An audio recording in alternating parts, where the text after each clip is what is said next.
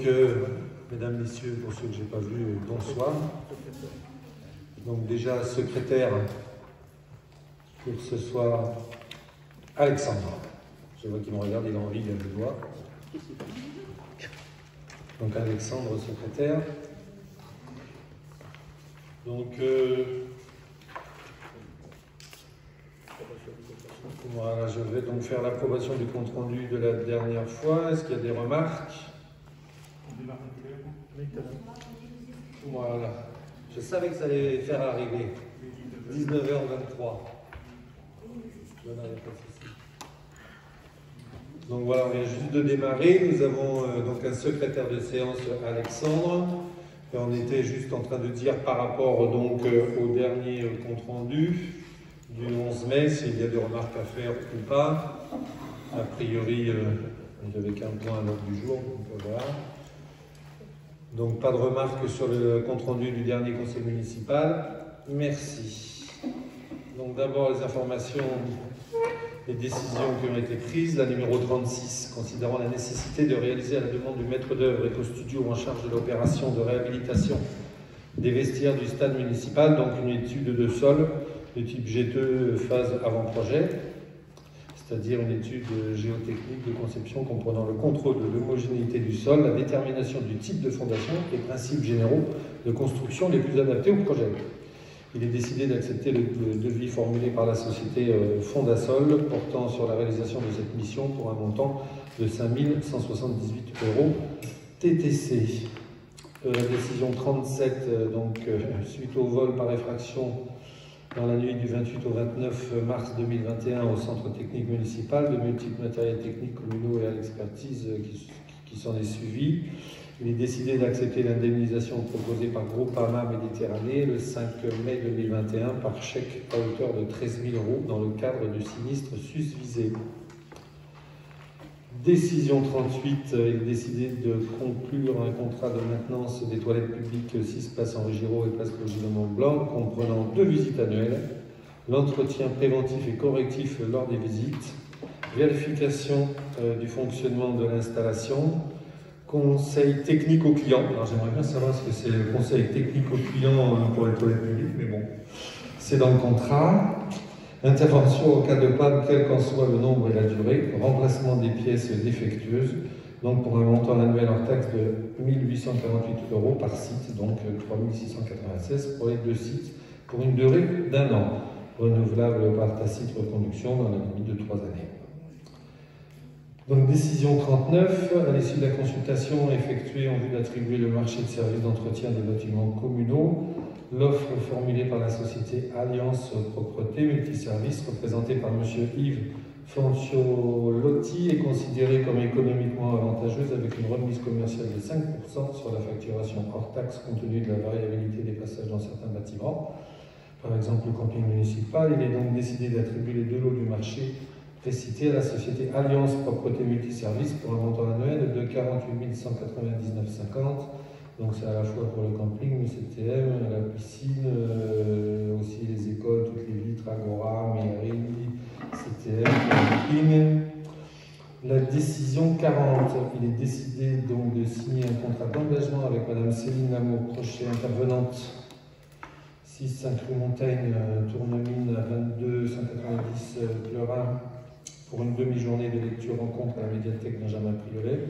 C'était le mercredi 2 juin 2021, dont le montant de la participation est de 270 € et 13 centimes.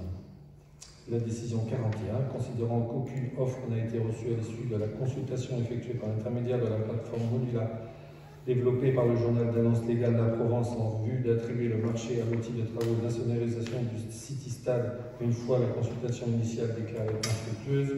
L'offre obtenue de gré à gré auprès de la société Plein-Bois, représentée par M. Sébastien Roux, est considérée comme économiquement avantageuse au regard de l'estimation du chantier. Il est donc décidé que la société Plein-Bois est tributaire du lot numéro 1 du marché précité pour un montant annuel de 29 430. En fait, c'est pour comment ça s'appelle, le City Stade, c'est pour le revêtement, qui sera plus acoustique, donc ça fera moins de bruit pour les ballons. Et la décision 42, considérant l'obligation faite à toute commune ayant obtenu le classement comme station de tourisme d'ériger un panonceau signalant la station classée de tourisme aux entrées de l'agglomération, et pour faire suite à l'offre obtenue de gré à gré auprès de la société Applitour, spécialisée dans la fabrication de panneaux signalétiques pour la fourniture de 5 panneaux réglementaires répondant aux exigences de l'article R 133-40 du Code du tourisme, considéré comme économiquement avantageuse au regard de l'estimation du chantier. Il est donc décidé que la société Applitour est attributaire de la commande précitée pour un montant de 1 645 € TTC. Voilà pour les décisions prises. Si une remarque, il y a un micro.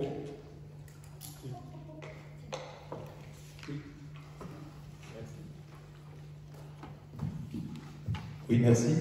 Oui, juste une petite question sur la décision 041 que vous venez de nous lire. Il est indiqué que le montant du marché est de 29 430 € hors taxe, un montant annuel. Ah non, pas annuel, non. Non, oui, pardon. Non, oui, c'est le montant, oui, c'est tout à fait. C'est la structure au sol, voilà. On ne paiera pas chaque année 29 430. On ne paiera qu'une fois. Vous rassurez. Il y a nos amis belges. Merci. Donc voilà, donc l'ordre du jour. Donc premier point, donc fixation du loyer de la régie chargée de l'exploitation du camping municipal des Romarins et de la gestion du tourisme. Donc la parole est à Christine Garcin-Bourillon.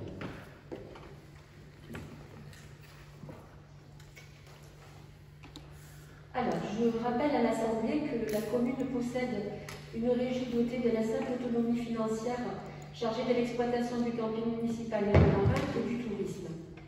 Par ailleurs, l'exploitation d'un camping est assimilée à un service public, industriel et commercial. Et pour ces services publics, l'article R 2221-81 alinéa 1er du Code général des collectivités territoriales indique que lorsque le fonctionnement du service nécessite l'affectation d'immeubles appartenant à la commune, le loyer de ces immeubles fixé par le conseil municipal suivant leur valeur locative réelle est porté en dépenses au budget de la régie et en recettes au budget de la commune. Je rappelle à l'Assemblée la nature des immeubles communaux mis à la disposition de la régie et précise que ce loyer a été fixé en plusieurs fois.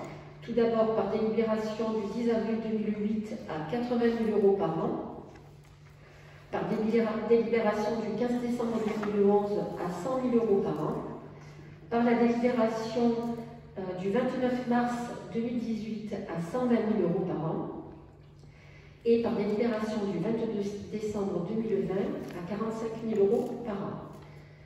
Je rappelle ensuite à l'Assemblée que, faisant suite à une lettre d'observation de Madame la sous-préfète reçue le 26 février 2021, sollicitant de la commune qu'elle calcule la valeur locative réelle en application des dispositions du Code général des impôts, la délibération du 22 décembre 2020 a été annulée en date du 29 avril 2021. J'informe enfin l'Assemblée qu'il s'en est suivi un travail des services municipaux en lien avec le cabinet Collier et les services du cadastre de la DGFiP afin de fixer la valeur locative réelle des équipements mis à disposition conformément aux dispositions du CGI visant les règles d'évaluation de la valeur locative des biens imposables. Il en a résulté qu'en réponse à la déclaration des surfaces formulée au travers du formulaire 6660 RV, Monsieur le géomètre des finances publiques nous indique que la valeur locative cadastrale 2021 du camping s'élève à 52 074 €.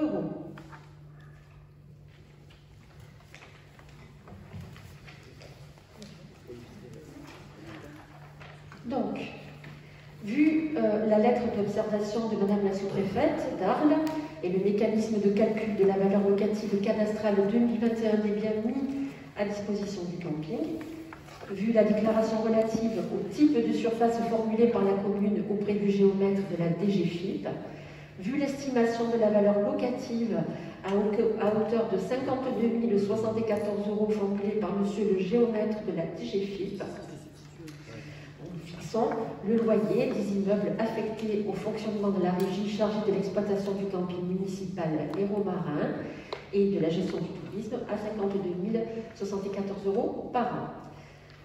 Je précise que la dite délibération se substitue à la délibération du 22 décembre 2020 que nous avions annulée en date du 29 avril 2021. Donc, tout ceci modifie les dispositions concernées des statuts de la régie chargée de l'exploitation du camping municipal Héros-Marin et de la gestion du tourisme, dont la nouvelle version est annexée à la présente délibération. Voilà. Est-ce que vous avez des remarques, des questions ?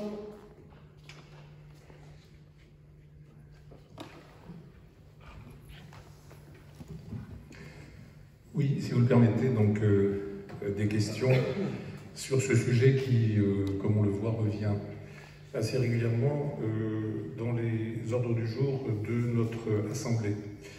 Tout d'abord, il est intéressant de rappeler effectivement les diverses fluctuations du montant du loyer. Ça donne un peu l'historique de la question. J'avais une question sur l'estimation de la valeur locative formulée par le géomètre de la DGFiP pour avoir plus de détails sur la méthode qui a été suivie, les modalités, et éventuellement avoir communication de son estimation écrite. Ça, c'est la première question. La deuxième question, c'est que dans la délibération de 2018, qui portait le loyer à 120 000 €, je n'étais pas là, mais si je me souviens bien de ce que j'ai lu dans les documents, il y avait à l'intérieur de cette somme 20 000 € qui était constituée par un remboursement en fait, de l'emprunt qui avait été contracté par la commune pour la réalisation d'une piscine au sein du camping. Donc je voudrais savoir si les 52 074 € tiennent compte de ces 20 000 € de remboursement ou si ils en sont exclus. Alors, deux choses. Donc sur les loyers, donc effectivement ils sont passés, c'est pour ça qu'on a mis l'historique dans la délib, de 80 000 € à 100 000 et puis à 120 000 € pour être mis après sur une base de 45 000 €, donc qui a été effectivement retoqué. Donc voilà, ça c'est la première chose. Donc effectivement quand ça a été mis à 120 000 €, que ce soit 80 000, 100 000 ou 120 000 €, il apparaît donc que de toute façon le loyer n'était pas juste. Voilà. Que ce soit clair, pourquoi? On l'a toujours dit, c'était en fait un moyen pour la commune en fait de ponctionner le bénéfice du camping par rapport à la valeur réelle du loyer qui évidemment n'était pas celle-là, maintenant on la connaît, donc ça c'est quand même une très très bonne chose. Donc oui, effectivement, il était dit, entre autres, que c'est face à un investissement de la piscine, que les 20 000 €, en fait, l'augmentation du loyer, c'était pour ça, mais c'est pas que ça. C'était un moyen aussi, par rapport à ça, pour nous, de fonctionner plus sur le camping, parce qu'on estimait, à juste titre, qu'il allait équilibrer ses comptes, ce qui était le cas jusqu'en 2019. Donc pour nous, à l'époque, et donc sous M. Sautel, ça nous permettait d'avoir un loyer, même si on avait pu plus, on aurait fait plus, pour tout vous dire, mais c'était la limite de 120 000 €. Donc ça, voilà, c'est ça. Et voilà. Mais ce qui nous importe à l'heure actuelle, je veux bien parler du passé, mais bon, pas trop. L'avenir du camping et de ce loyer, c'est plutôt demain. Donc sur la pondération, bien sûr, c'est comme vous l'aviez dit la dernière fois, il fallait dire Tolly-Moissonnais, c'est pas un tour de passe-passe que nous on avait proposé 45 000 €. Ce qu'il faut savoir, c'est qu'en fait il y a deux valeurs locatives. Il y a la VLM, comme ils appellent, c'est-à-dire la valeur locative du marché, quand c'est un prestataire de service. Et donc effectivement, entre les spécialistes, ils sont tombés à une somme pour tout vous dire, à 46 800 €. Mais nous, par rapport à ce qu'on nous demandait la sous-préfète, parce que nous, on n'est pas en délégation de service, c'est nous qui gérons le camping, la régie, simplement le mode dont on met en gestion. Donc effectivement, il fallait que ce soit par rapport à la VLC, la valeur locative cadastrale. Donc effectivement, il y a des pondérations. Et donc c'est la déclaration 6660-REV, pas RV mais REV, Voilà, et donc par exemple, effectivement, nous on a rempli cela avec les services fiscaux. Et donc par exemple sur les parties principales des locaux, il y a 13 024, donc là la pondération c'est 1, donc c'est pris à 13 024. Par contre les parties secondaires couvertes, c'est 237 mètres carrés, là il y a une pondération à 0,5. Les parties secondaires non couvertes, il y a une pondération, là il y a 19 464 mètres carrés, donc là il y a une pondération à 0,2. Et ainsi de suite, sur les espaces de stationnement non couverts, c'est 0,2 pour 1620. Bref, on arrive donc à 52 074 par rapport à une tarification qui est le prix de base est 3 € du mètre carré. Le prix de base, en fait, c'est 3 € du mètre carré. Et après, on pondère selon l'utilité, en fait, les différentes surfaces. Si c'est bâti, non bâti, si c'est de la voirie, et pris en compte, par exemple, à la fois les tennis, à la fois la piscine, qui doivent être à 0,5, les sanitaires, et ainsi de suite. Et voilà. Et les emplacements, partie principale, ils sont en pondération 1, c'est-à-dire à 3 € du mètre carré, et ce qui nous fait, donc on arrive à 52 074. Donc c'est vrai que la VLM, la valeur locative du marché, ça paraît logique dans un certain sens, et la VLC, la valeur locative cadastrale, à quelque chose près, à quelques 7 000 € près, donc, et se rejoignent entre 46 000 et 52 000 à quelque chose près. Donc voilà, donc on a enfin ce travail qui a été fait, donc de 52 074. Donc là on y est, donc ça maintenant on va partir sur cette base-là, parce que c'est la valeur réelle du loyer du camping. Voilà. Ce qui est une donc très bonne chose. Voilà. Nous, le but du jeu, c'est d'affiner, c'est d'être le plus clair possible, le plus juste possible. Depuis quelques années, en fait, on fait une compta analytique sur le camping, donc au fur et à mesure, on met tout à jour et tout bien. Et donc là, maintenant, sur cette valeur locative réelle, on l'a, c'est 52 074. Oui, je vous remercie, Monsieur le maire, pour ces précisions. Sans revenir sur le passé, donc vous nous dites que les 120 000 €, les 100 000 €, ou les 80 000 € n'avaient pas de rapport avec la valeur locative cadastrale. Tout à fait. Bon. Contact. Mais c'est très bien maintenant d'appliquer le Code général des collectivités territoriales. Donc ça, c'est, je crois, effectivement une bonne méthode. Et on a effectivement oublié, et on a bien fait de le faire, des estimations qui avaient été faites par une fédération des campings au mois de décembre, si je me souviens bien. Vous n'avez pas... L'estimation dont vous parlez, oui. Il s'agit de l'estimation dont M. le maire parlait tout à l'heure, c'est-à-dire l'estimation sur la valeur locative du marché. C'est une estimation que la Fédération nationale de l'hôtellerie de plein air emploie, notamment pour calculer les loyers pour les établissements qui sont en délégation de service public. Donc effectivement, cette estimation donnait une valeur locative de 46 000 et des poussières, et l'estimation sur la valeur locative cadastrale donne une estimation à 52 000 €. Donc, oui, j'avais bien similaire. Non, mais j'avais bien entendu. Simplement, quand le Code général vous demande de vous référer à la valeur locative réelle ou cadastrale, pourquoi prendre la valeur locative marchande? Donc, je ferme la parenthèse. Comme oui, mais ça c'est pas. C'est comme 80 000 ou 100 000 ou 120. Pourquoi accepter ça alors que c'est pas. Voilà, vous voyez ce que je veux dire? Donc on s'en sort jamais. Donc là, c'est la loi qui vous dit. Tout à fait. Nous, le but, c'était d'être dans la loi. Donc on savait très bien que 120 000 ou 100 000 c'était plus élevé. Donc le but du jeu, c'était à terme d'avoir la valeur réelle du loyer. Donc effectivement, c'est pas la VLM, c'est sur la VLC, mais comme on peut le remarquer, selon la méthode de calcul, à quelque chose près, en tout cas, on est loin des 120 000. C'est le but du jeu, quoi.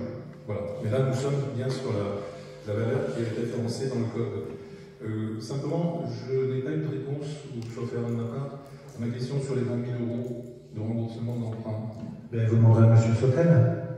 Ben, je ne sais pas, de toute façon, tous les investissements que le camping fait, c'est à charge du budget général. D'accord ? Tous les investissements qui sont faits, que ce soit la piscine, le tennis, la Wi-Fi, je ne sais pas, demain la fibre, demain, voilà, pour continuer dans l'amélioration, les travaux que l'on a fait pour l'amélioration à l'entrée du camping, les blocs sanitaires, ça fait partie des investissements. Hein, voilà. Après, se focaliser, parce que dans la délibération, de toute façon, c'était pas marqué, je pense, que de 100 on passe à 120 en justifiant que c'est pour payer acte, mais c'était surtout, de toute façon, on paye tous les autres investissements, donc il ne faut pas rester sur ça. Et puis, c'était en 2000, je ne sais plus combien, 2018. Je voudrais juste ajouter quelque chose. Dans l'estimation de la valeur cadastrale, sont prises en compte tous les équipements du camping, c'est-à-dire les emplacements, les bâtiments, les terrains de tennis et la piscine en particulier. C'est-à-dire que plus on investit, plus on va payer, et c'est normal. Demain, peut-être, ce sera plus 58, hein, donc c'est la valeur chaque année, ce sera peut-être 59, 60, voilà. Parce que plus on investit, effectivement, après le coefficient correcteur, c'est logique, plus on va monter en gamme, hein, parce que ça dépend des hôtels, si vous êtes 1 ou 2 étoiles, 3 étoiles, 5 étoiles, évidemment, c'est pas obligatoirement 3 €, ça peut être plus cher, ce qui est logique, hein, parce que le but du jeu, même si c'est une VLC, c'est quand même d'être le plus proche de la valeur du marché, évidemment. Donc, les services fiscaux nous l'ont bien dit, hein, vous avez fait une piscine, pouf, donc 1 point, donc tant. Donc, en fait, même si en fait, on a payé l'investissement, on a le retour par le loyer, si vous voulez. Hein. Donc, voilà, tous les investissements, même si c'est pas le but, on ne le fait pas pour ça. Mais bon, voilà, la valeur réelle à l'heure actuelle, avec les équipements qu'il y a au camping, c'est 52 074. On va peut-être passer au vote. Voilà, s'il n'y a plus de questions. S'il y a plus de questions. S'il y en a une. Est-ce qu'il serait possible d'avoir communication du tableau dont vous avez donné lecture Oui. Oui, on vous le fera passer, il n'y a pas de souci. Merci. On le fera au prochain conseil d'exploitation de la régie du camping et du tourisme. Voilà, bon, ben, en conclusion, moi je me réjouis de ce travail qui a été effectué et qui, c'est important pour les Moussanais qui nous écoutent, corrobore ce que nous disions depuis des mois. Et je me réjouis grandement. Voilà, je vous propose de passer au vote. Y a-t-il des abstentions? 3 abstentions. La majorité. Donc la valeur réelle ne vous va pas, des services fiscaux? La valeur réelle me va très bien. Simplement, il y a quelques semaines, dans cette même salle, on nous a expliqué que c'était 45 000. Il y a quelques mois, dans cette même salle, même s'il n'y était pas, on nous expliquait que c'était 220 000. Avant, c'était 100 000, avant 80.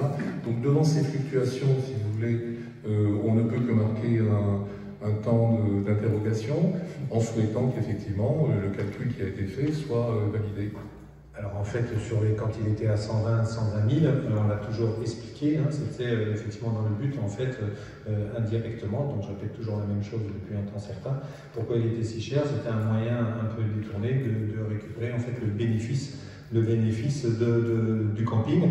Après, voilà, donc on a eu une observation de la préfecture suite à une remarque qui a été faite, donc il nous a été retourné de la préfecture, qui nous a dit, quand on a voulu donc mettre réellement, maintenant, depuis qu'on est en place, nous, la valeur réelle du camping, donc c'est vrai que nous on avait mis 45 000, c'est vrai que c'était pas sur la VLM, mais c'était sur la VLC, mais effectivement, mais ceci dit, dans les 2 cas, à quelque chose près, c'est le même montant. Donc on est quand même rassuré sur le travail qui a été effectué, on n'était pas loin de la vérité, et comme je le répète, c'était en aucun cas un tour de passe-passe. C'était quelque chose qu'on avait travaillé, comme les impôts l'ont fait, et on est dans tout à fait quelque chose maintenant de réel et de normal, et de juste.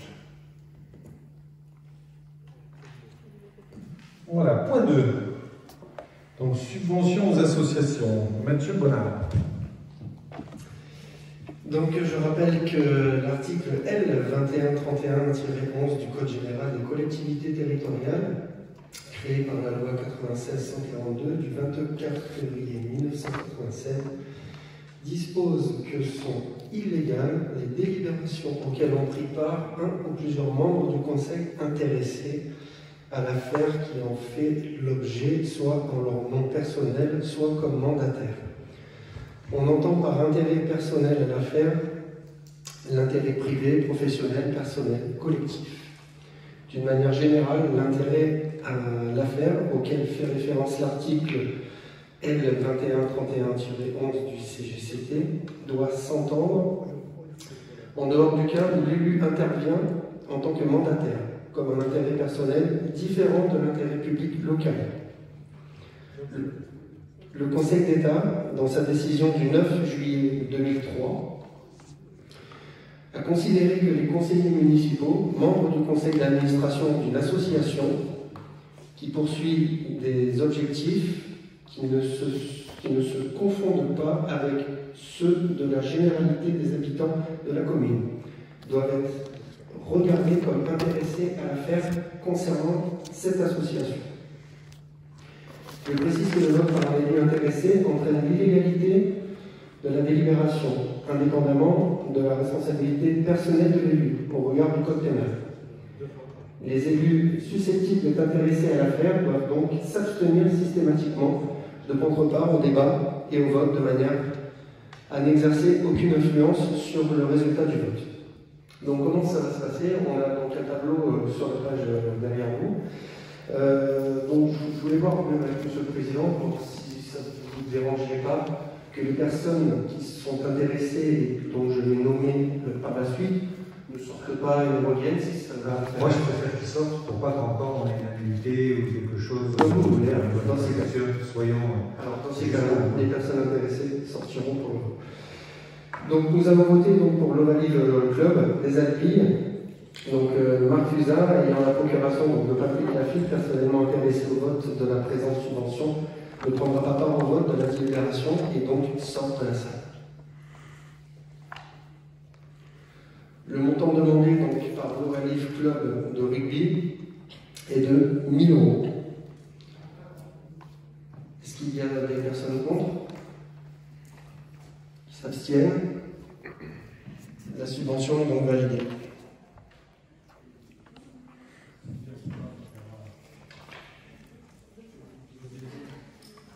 Marc, tu peux revenir.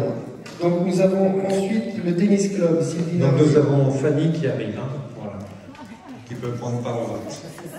Donc pour dire discrète, c'est foutu, Fanny. Bonsoir Fanny.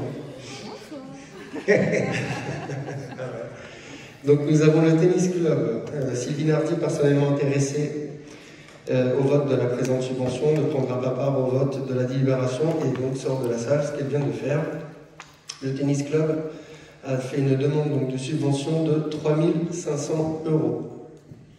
Est-ce qu'il y a des personnes contre qui s'abstiennent? Nous votons donc la subvention à l'unanimité.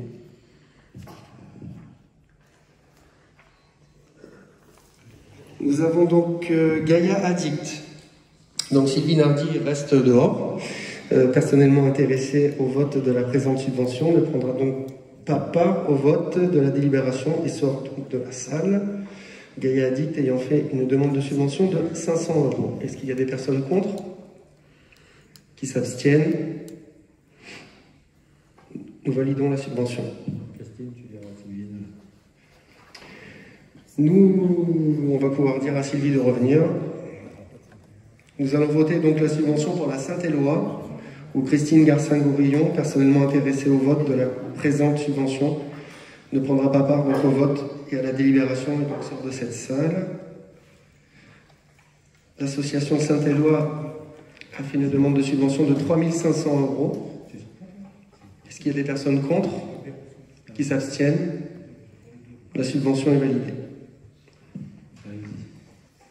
Christine, tu peux revenir. Nous allons passer à l'association Locaseo. Bernadette, donc Samuel et Marc Fusa, personnellement intéressés, sachant que Bernadette a donc transféré son pouvoir à Marc, donc personnellement intéressés au vote de la présente subvention, ne prennent pas part au vote de la délibération et donc sortent de cette salle. L'association Locaseo a demandé une subvention de 1 000 €. Est-ce qu'il y a des contre? Des personnes contre, qui s'abstiennent? La subvention est donc validée. Et enfin, nous avons l'association Sunamai, où Henri Reynou est personnellement intéressé au vote de la présente subvention. Il ne prendra pas part donc au vote et à la délibération et donc sort de cette salle. L'association Sunamai a fait une demande de subvention de 500 €. Qui est contre? Qui s'abstient? La subvention est donc validée. Donc à partir de maintenant, nous avions fait le détail des associations concernées par les élus. Dorénavant, tout le monde peut participer au vote des associations suivantes. Donc, nous avons l'association amicale des sapeurs-pompiers qui a fait une demande de 500 €, qui est contre, qui s'abstient. La subvention est validée. Les anciens combattants, une demande de subvention de 200 €, qui est contre, qui s'abstient. La subvention est validée. Nous avons l'association Body Boxing, une demande de 1000 €, qui est contre, qui s'abstient. La subvention est validée. L'association Bouloval, pour un montant de 1300 €, qui est contre, qui s'abstient. La subvention est validée. Nous avons le Club Taurin de la Vallée des Baux, qui a fait une demande de subvention de 2000 €, qui est contre, qui s'abstient. La subvention est validée. Nous avons le Club de Yoga des Alpilles, qui a fait une demande donc, de subvention de 200 €, qui est contre, qui s'abstient. La subvention est validée. La coopérative scolaire maternelle OCCE, pour une demande de subvention de 500 €, qui est contre, qui s'abstient. La subvention est validée. L'association ESVB, donc le club de foot de Mossane, qui a fait une demande donc, de subvention de 5 000 €, qui est contre, qui s'abstient. La subvention est validée. La FNACA, qui a fait une demande de subvention de 200 €, qui est contre, qui s'abstient. La subvention est validée. L'association Le Gymnase, qui a fait une demande de subvention de 150 €, qui est contre, qui s'abstient. La subvention est validée. Les Petits Pions des Alpilles, donc c'est le club des échecs de l'école, qui a fait une demande donc, de subvention de 700 €, qui est contre, qui s'abstient. La subvention est validée. Nous avons les Racines. Donc c'est l'EHPAD de Mossane qui a fait une demande donc, de subvention de 967,60 €. Qui est contre, qui s'abstient. La subvention est validée. Les tambourinaires de la Vallée des Baux, pour un montant de 250 €. Qui est contre, qui s'abstient. La subvention est validée. Nous avons les médecins libéraux du Pays d'Arles, donc 230 €, qui est contre, qui s'abstient. La subvention est validée. Nous avons Parcours littéraire en Provence, qui a fait une demande de 500 €, qui est contre, qui s'abstient. La subvention est validée.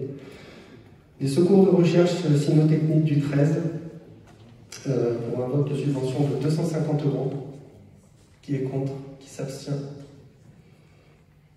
La subvention est validée. L'association de yoga Shakti, pour un montant de 500 €, qui est contre, qui s'abstient. La subvention est validée. Nous avons la SPA, donc pour un vote de montant de subvention de 200 €, qui est contre, qui s'abstient. La subvention est validée. Le Souvenir français, montant de subvention de 150 €, qui est contre, qui s'abstient. La subvention est validée. Et enfin, la Terre des Baux, pour un montant donc, de 400 €, sachant qu'il y aura une manifestation prévue au niveau des écoles, au sein de cette subvention, comme je l'avais indiqué au comité. Donc 400 € de subvention, qui est contre, qui s'abstient. Les subventions donc, sont donc validées. Oui. Les médecins libéraux du Pays d'Arles, Oui. c'est vraiment une demande de subvention Oui. ou c'est une adhésion en fonction du nombre d'habitants? Alors, on peut l'interpréter, c'est une demande de subvention, parce qu'ils ont rempli le formulaire de demande de subvention, mais c'est vrai qu'on pourrait aussi l'interpréter comme une adhésion. C'est pour permettre d'avoir les urgences, donc le week-end, au niveau des enseignements. Oui, je sais ce que c'est. Mais c'est vrai que ça peut. On peut faire ça. Parce qu'en fait, c'est chaque année nouvelle montant, parce que c'est au nombre d'habitants. Voilà. Là, on a la liste de ceux qui ont demandé avec ces dossiers, mais ça pourrait être effectivement une demande d'adhésion. Du coup, je reviens sur mon texte. Donc vu l'avis favorable du comité sport et donc vie associative, donc nous décidons, le conseil municipal, au titre de l'année 2021, et tel fixé ci-dessous, d'allouer donc les subventions aux associations des montants indiqués que je vous ai indiqués par vote, donc à l'unanimité. Juste une petite question pour moi. Oui. Donc ça a été discuté et travaillé en comité. Oui. Ça a été voté à la majorité ou à l'unanimité? Ou à l'unanimité? Vous étiez tous d'accord ou pas? Ça a été voté à la majorité parce que certains n'ont pas répondu donc au vote du tableau. Au niveau du comité. Ils ne se sont pas exprimés. Ils ne sont pas exprimés, voilà. Donc ça a été voté à l'unanimité. Donc oui, on peut dire ça. Oui, c'est important, c'est la discussion, c'est toujours intéressant. Ouais. On a travaillé toutes les demandes de subventions, nous les avons reçues et traitées. On a fait un tableau de synthèse dont on a travaillé donc avec un groupe de travail, on a présenté les montants. À partir de là, on a décidé des montants pour ensuite les proposer au comité qui lui a validé. Dans les montants, vous pouvez voir donc ce soir au niveau du conseil municipal. D'accord, merci. Voilà, plus de questions. Tout a été voté, tout est bon. Tout est bon. Point 3. Donc, approbation d'une convention de financement entre la commune et l'association Le Rendez-vous des Tout-Petits relative à l'octroi d'une subvention de fonctionnement. Émilie.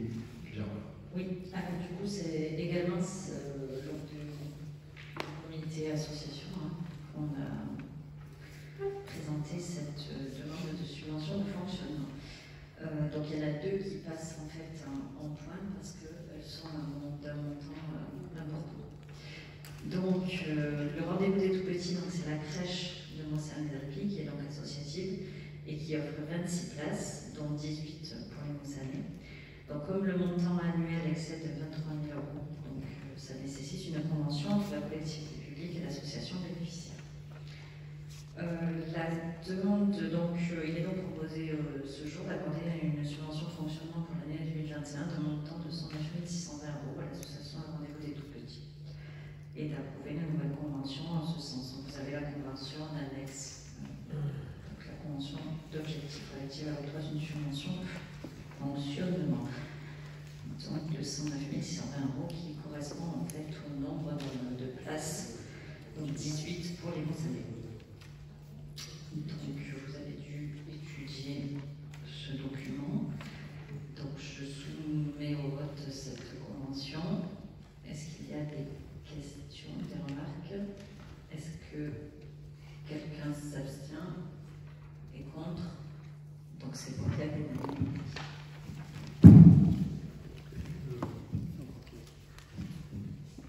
Une question de forme. Dans le document dont j'ai pris connaissance, que vous avez été envoyé, il est indiqué au tout début de la délibération que c'est confidentiel. Enfin, dans le document que j'ai eu, donc c'est pour ça que je suis prudent. C'est lui qui nous a été. Pardon? À quel niveau? Tout au début, tout en haut de la délibération. C'est un télégramme? Non. Non, mais ça m'intrigue. Mais regardez plus. Et je crois qu'on le retrouve aussi au point numéro 4. La délibération. Oui. De la convention, je ne sais plus. Non, mais les deux d'ailleurs. Les deux conventions. Les deux. Ce qu'on a sous les yeux, là. Ce que j'ai moi eu sous les yeux quand j'ai reçu avec le 8 transferts que j'ai reçu hier. Voilà, mais je. Non, c'est une coquille parce que dans le comité, ça a été voté à l'unanimité. Oui.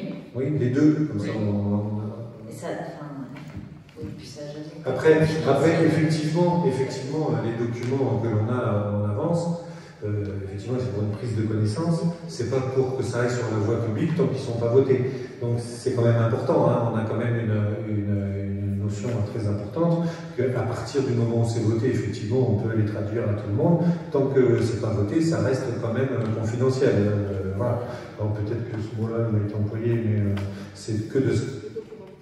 Voilà, c'est un document de travail qui ne peuvent pas être divulgués à tout le monde dans la mesure où ce n'est pas voté.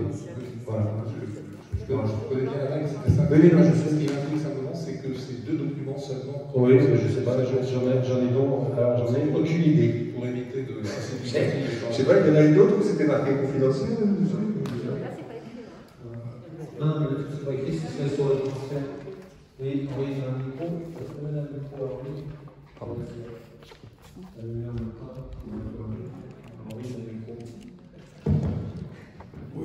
Oui, je voudrais juste rappeler qu'en concernant cette subvention de 109 620 €, je pense que c'est important que les Mossad sachent exactement en quoi cela consiste.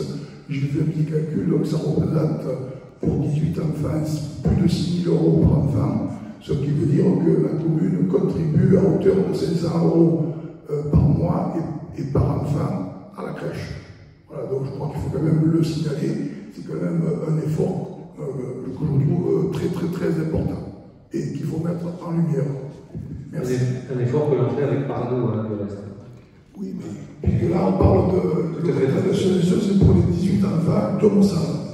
Parado a de son côté, je suppose, le même montant proportionnel au nombre d'enfants. C'est ça. Grosso modo, une crèche, comment ça marche, pour ceux qui ne savent pas trop. Le budget, c'est un tiers de la collectivité, je fais ça un tiers des parents et un tiers la CAF. Grosso modo, c'est un peu ça. Donc, point 4, on a voté. Oui.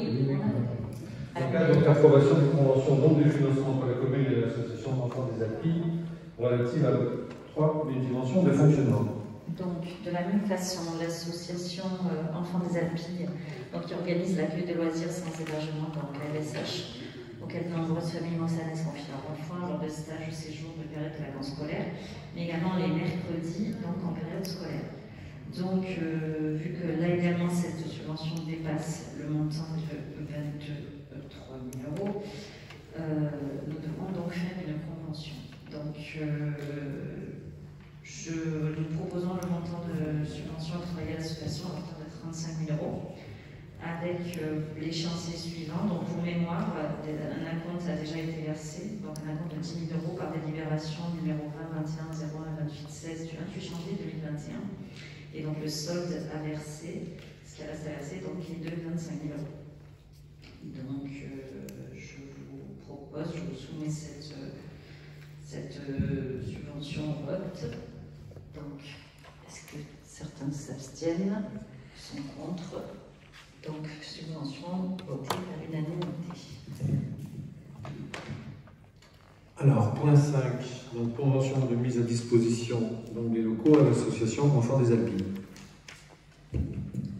Alors, en effet, donc, c'est la même association, donc Enfants des Alpilles, qui organise l'accueil de loisirs sans hébergement. Donc, cette association sollicite la mise à disposition d'une partie des locaux de la salle Agora les mercredis et les vacances scolaires. C'est pour cet été aussi. Donc, je vous propose donc en annexe la convention suivante. Donc, pour chaque période, que ce soit les mercredis ou les vacances, l'espace vestiaire, la salle de rangement nord-est, le local traiteur et un espace à coller pour les coins repas de l'espace Agora.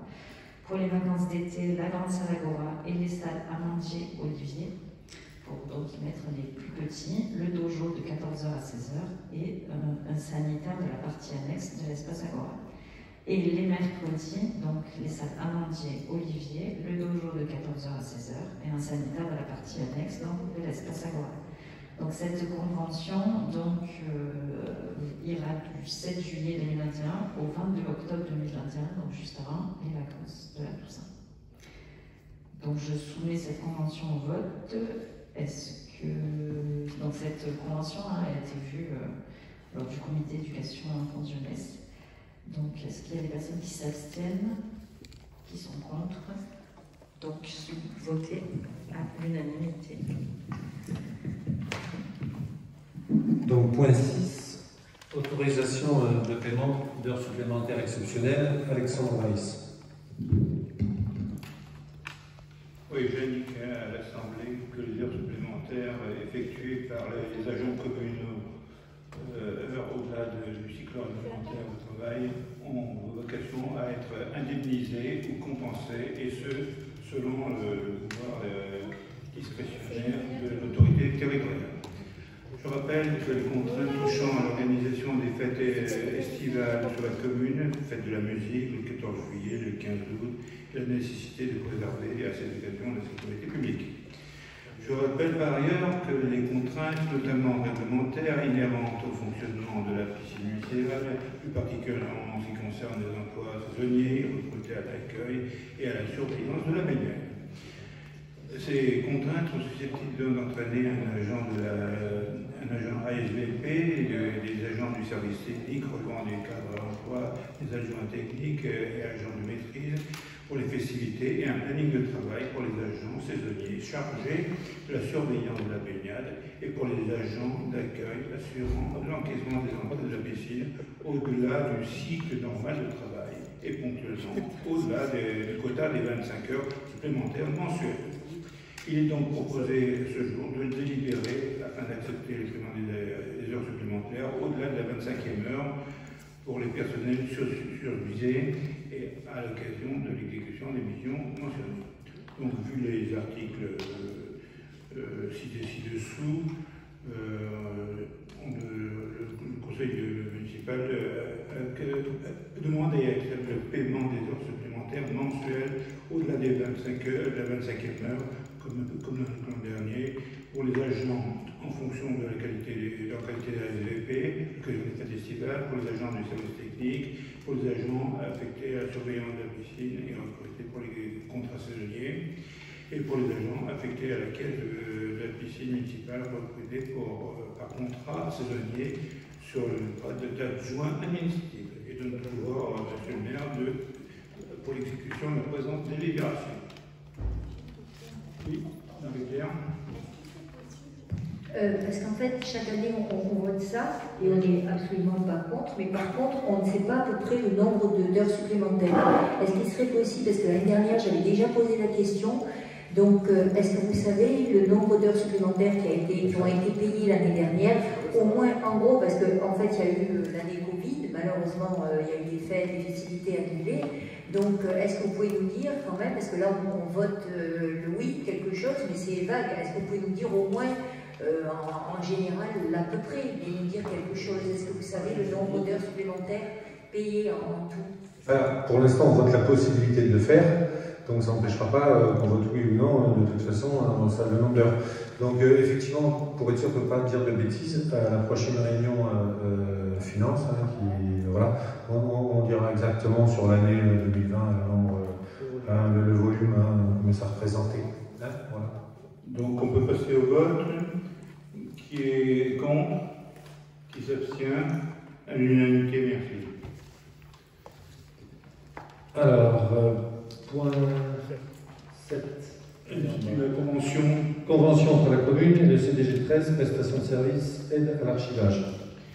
On va donc, vu un certain nombre d'articles et de lois, et considérant parmi les dépenses obligatoires communales l'entretien des fonds d'archives comprenant les frais de reliure, les libérations du conseil et des arrêtés, frais d'achat de boîtes d'archives, mais aussi pour les conditionnements spécialisés destinés à des listings ou des plans, frais de personnel et d'entretien de locaux, frais de restauration de documents abîmés, conformément à l'année. Considérant qu'à chaque renouvellement de municipalité, le maire entrant soit réélu au renouvellement élu, est tenu de procéder au recollement de l'ensemble des documents confiés à sa responsabilité en vertu de l'article 4 de l'arrêté du 31 décembre de 1926 porte un règlement des archives communales, qu'ainsi cette obligation se traduit par l'établissement d'un procès-verbal de recueillement qui transfère la responsabilité de l'archive du maire sortant au maire entrant. Donc, considérant également le diagnostic réalisé par Madame Hugues, archiviste diplômée auprès du CGD 13, relevant les lacunes dans la conservation des archives communales, documents entassés, jonchant le sol, lieu de stockage saturé, armoires non sécurisées, documents entreposés sans ordre ou sans logique. Aussi, considérant le projet de convention proposé par le Centre de gestion de la fonction publique territoriale des Bouches-du-Rhône, encadrant les conditions de réalisation de la mission d'archivage à la demande de la commune de Mossana et des Alpilles, qu'en effet, le constat effectué par Madame Hugues met en évidence l'indispensable remise en état de fonds d'archives communales par l'élimination globale et massive de documents, le tri et le classement des archives à conserver, et ainsi poursuivre le système d'archivage réglementaire instauré en 2003. Considérons aussi les éléments essentiels de cette convention, dont le nombre de jours d'intervention d'un archiviste diplômé, 64 jours au maximum sur une durée de 4 ans, et le prix d'une journée de travail effectuée à 320 €, soit un montant prévisionnel estimé à 20 480 €. Qu'en outre, la commune rajoute que les jours de mission éventuellement non effectués durant les 4 années seront non pas reportés, mais annulés à l'issue de la convention. Considérant enfin à la fois l'expertise indiscutable du service d'archivage du CGD 13, sa connaissance fine des affaires communales et l'intérêt public communal de cette intervention. Donc le conseil municipal aurait mon exposé et autorise monsieur le maire à signer la dite convention comprenant l'amendement précité relatif aux jours non effectués.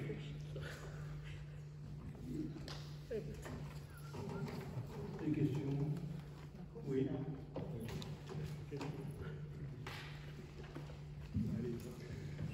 Oui, on ne peut que se réjouir de cette perspective de remettre de l'ordre dans les archives communales.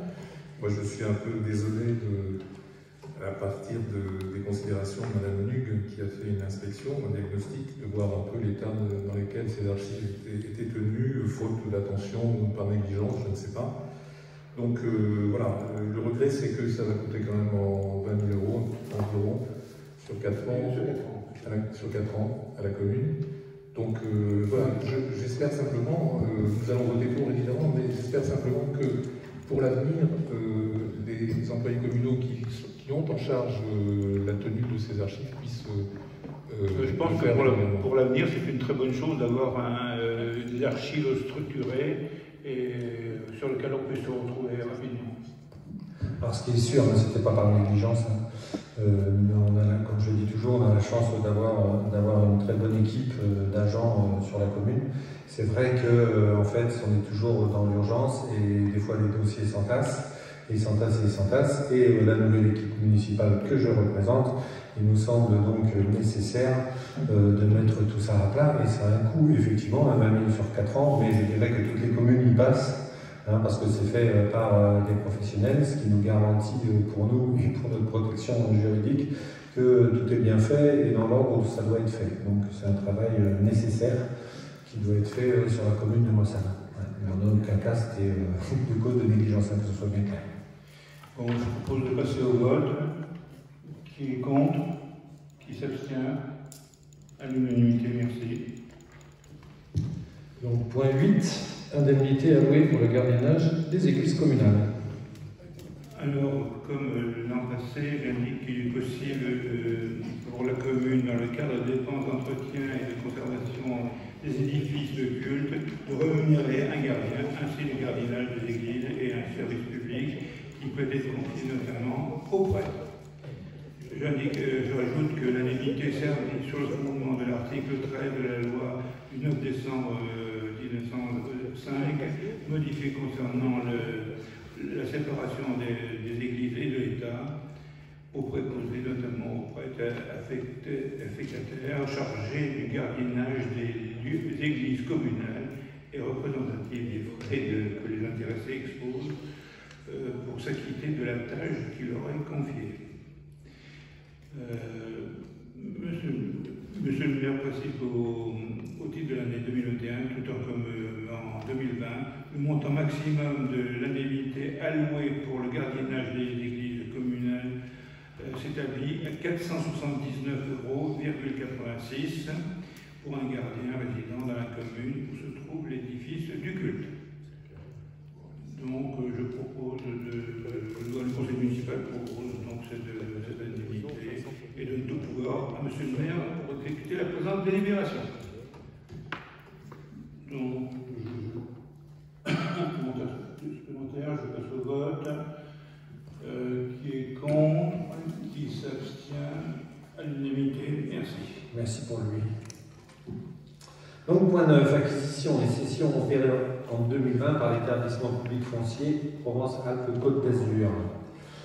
Donc, vu le code de l'urbanisme et notamment l'article L213-3 permettant au titulaire du droit de préemption urbain et du droit de préemption exercé dans les ZAD et de déléguer à un établissement public y ayant vocation, à l'instar des EPF. Considérant l'article 2 du décret numéro 2001-1234 du 20 décembre 2001, modifié par décret 2014-1731 du 29 décembre 2014, article 1, précisant conformément aux dispositions de l'article L322-1 du Code de l'urbanisme que l'établissement public foncier PACA est habilité donc à procéder à toute acquisition foncière et opération immobilière et foncière de nature à faciliter l'aménagement, les deux, mon capitaine. Il peut aussi effectuer les études et travaux nécessaires à leur accomplissement et, le cas échéant, participer à leur financement. Qu'en outre, ces missions peuvent être réalisées par l'établissement public foncier, soit pour celui des collectivités territoriales de leur groupement ou de leur établissement public en application de conventions passées avec eux. Qu'à ce titre, pour les opérations passées pour le compte des collectivités territoriales de leur groupement ou de leurs établissements publics, ces conventions prévoient obligatoirement le rachat des biens dans un délai déterminé et, le cas échéant, la garantie de l'emprunt souscrit. Considérant de surcroît que le bilan des acquisitions et cessions opérées sur le territoire d'une commune de plus de 2000 habitants par celle-ci, ou par une personne publique ou privée agissant dans le cadre d'une convention avec cette commune, en l'espèce par le PFR PACA, donne lieu chaque année à une délibération du conseil municipal et que ce bilan est annexé au compte administratif de la commune, conformément à l'article L2241-1 du CGCT. Donc, considérant que l'acquisition faite par le PFR PACA le 8 décembre 2020 par voie de préemption d'un ensemble bâti sur plusieurs parcelles numéro 818, 819, 820 et 821, section AO à Moussens-Alpilles, pour une surface de 37 hectares 11 centiares, un bâti d'une surface au sol de 197 m² appartenant à la famille Audran pour un montant hors taxe de 907 500 en vue d'y créer un ensemble de logements pour répondre aux besoins identifiés sur le territoire communal. Donc voilà, c'est le fameux projet Audran au-dessus de la piscine municipale.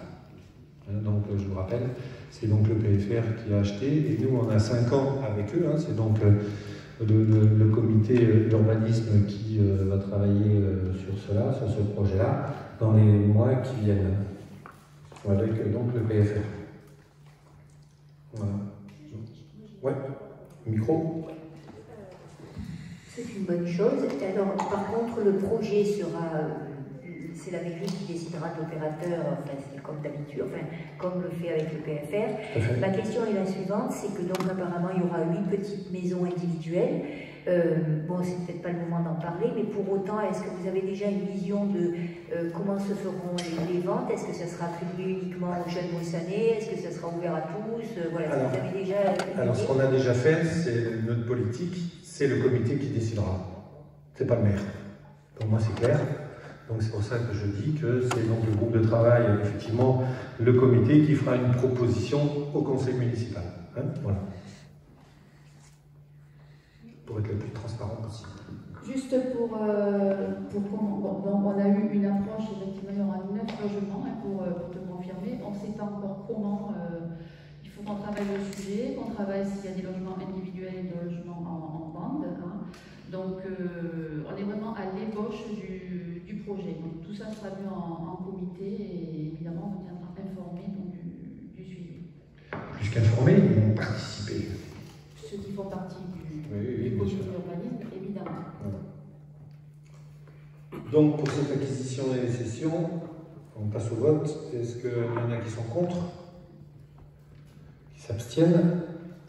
Merci. Donc, point 10, convention de partenariat définissant les modalités de recours à l'union de regroupement d'achat, l'UGAP. Donc, cette convention nous permettra donc à ses bénéficiaires d'obtenir des conditions tarifaires minorées dans un cadre juridique sécurisé, qu'ainsi la métropole et les départements se sont engagés sur les besoins à satisfaire auprès de l'UGAP sur des volumes d'engagement d'achat public susceptibles d'évoluer en fonction de nouvelles adhésions du bénéficiaire portées à la connaissance de l'UGAP. En fait, en clair, il y avait que, c'est pour avoir une petite remise supplémentaire que, en fait, nous n'avions pas droit. C'était simplement toutes les communes appartenant à la métropole. Donc le GAP a proposé à toutes les communes qui n'en font pas partie du département de pouvoir utiliser, et c'est très sympathique, cette petite remise supplémentaire avec le GAP. Donc voilà, je passe au vote directement, à moins qu'il y ait des questions là-dessus, mais pour une remise supplémentaire en général, on est tous d'accord. Donc, est-ce qu'il y en a qui sont contre? Est-ce qu'il y en a qui s'abstiennent? Merci. Alors, point 12. Constitution partie civile de la commune suite au vol du 27 octobre 2020. Donc, je vais faire simple. Donc, évidemment, comme vous le savez, le 27 octobre, donc, évidemment, on a eu... donc, le 27 octobre, on a eu un préjudice, un vol d'une débroussailleuse thermique, d'une débroussailleuse électronique, d'une batterie électrique dorsale et de 2 harnais, de l'intérêt indiscutable pour la dite collectivité de faire valoir ses droits, et notamment celui à réparation.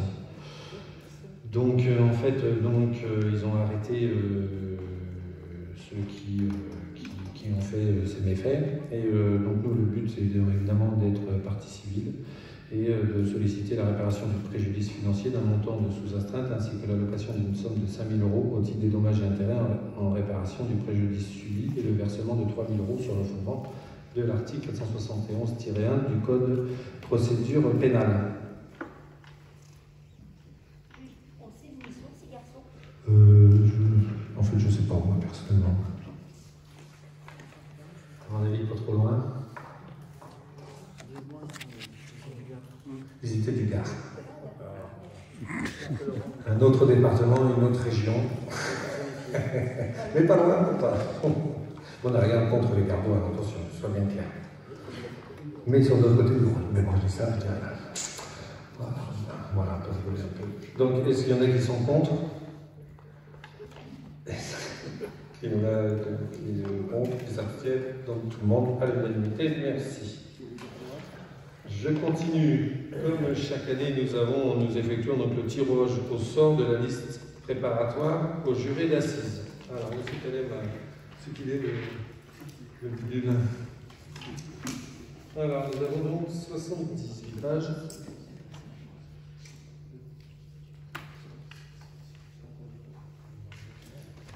Donc, allez, tiens Fanny, comme tu arrives en avance.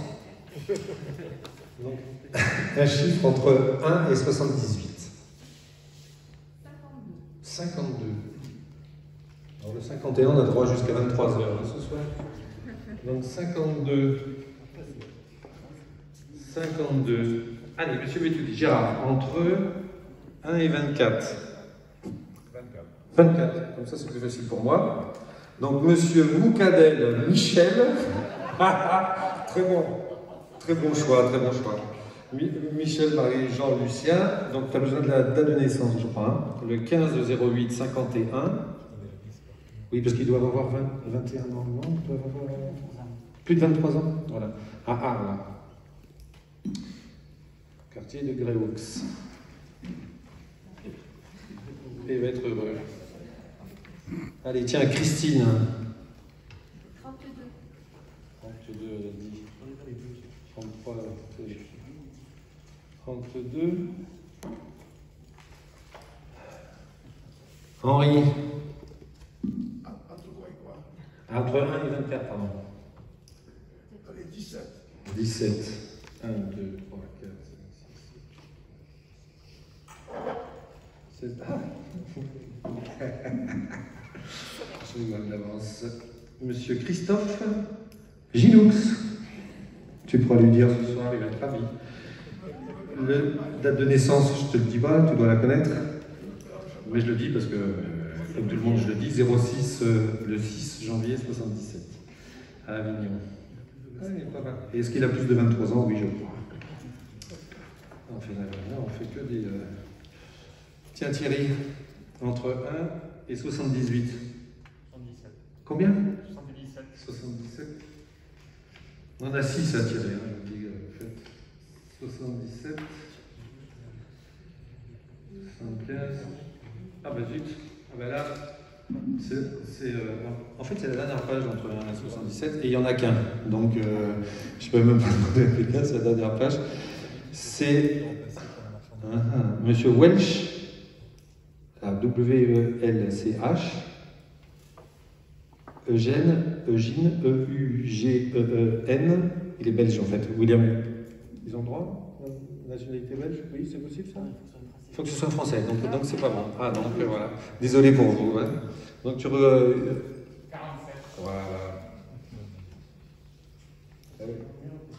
47. Et Marie-Pierre, entre 7. Alors, attends.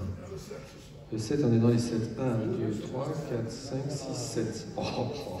On fait que tout bien ce soir. Monsieur Martin Bernard. Ah oui, on fait tout bien ce soir. On n'a fait que des gens très connus. Donc, date de naissance va être 8 janvier 1953. Qui j'ai pas dit là? Tiens, Fabienne. Allez, Fabienne entre 1 et 77, pardon. 21. Allez, Dominique, tu dis pas un mot entre 1 et 24. 13. Ah, 13, ça va bonheur. 1, 2, 3, 4, 5, 6, 7, 8, 9, 10, 11, 12, 13. Monsieur Darras Julien, Émile Robert, né le 22-10-79. On a eu encore un? Encore deux? Allez, Mathieu, entre 1 et 77. 20, ça c'est gentil, j'y étais. Qui, j'ai pas dit. Allez, Laurent. 11. 1, 2, 3, 4, 5, 6, 7, 8, 9, 10, 11. Tu vas rire. Monsieur Coste-Baptiste. Ce soir, on fait fort quand même. Hein. 14-7, 1979. Ah ouais, on fait fort quand même. 1,77. Sylvie, entre 1 et 77. 27. 27? Ah oui, 27. Page 27. Allez, Alexandre, entre 1 et 24. Le 9. 1, 2, 3, 4, 5, 6, 7, 8, 9. Alors, Madame Farguet, F-A-R-G-E-2-T-E. Du nom de ce nom de jeune fille ou pas? Au Zélo. Martine. Ouais, c'est la maman à 17-1-59.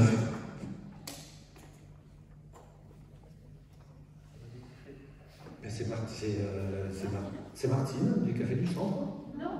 Non? C'est la maman de Sandrine et la Sandrine. Ah oui, c'est la maman de Sandrine. Oui. Donc, c'est bon, tu rends le bouquin. Donc voilà. Donc je vous rappelle, hein, juste, donc là il y a un tirage au sort qui est transmis, on en a tiré 6, hein, toutes les communes en tirent selon leur population. Et après, donc, quand il y a des affaires sur Aix-en-Provence, vous pouvez être retiré au sort pour donc assister, le juger lui-même au tribunal d'assises à Aix-en-Provence. Et moi, une fois, ça m'est arrivé à Aix-en-Provence, hein, j'ai été retiré au sort. C'est une expérience, comme je dis toujours, beaucoup de gens en fait, refusent de le faire, ils ne sont pas contents. Et en fait, croyez-moi, c'est une expérience extraordinaire, difficile, mais extraordinaire. Point 13, plan de relance, entrée culturelle en Provence, Delphine.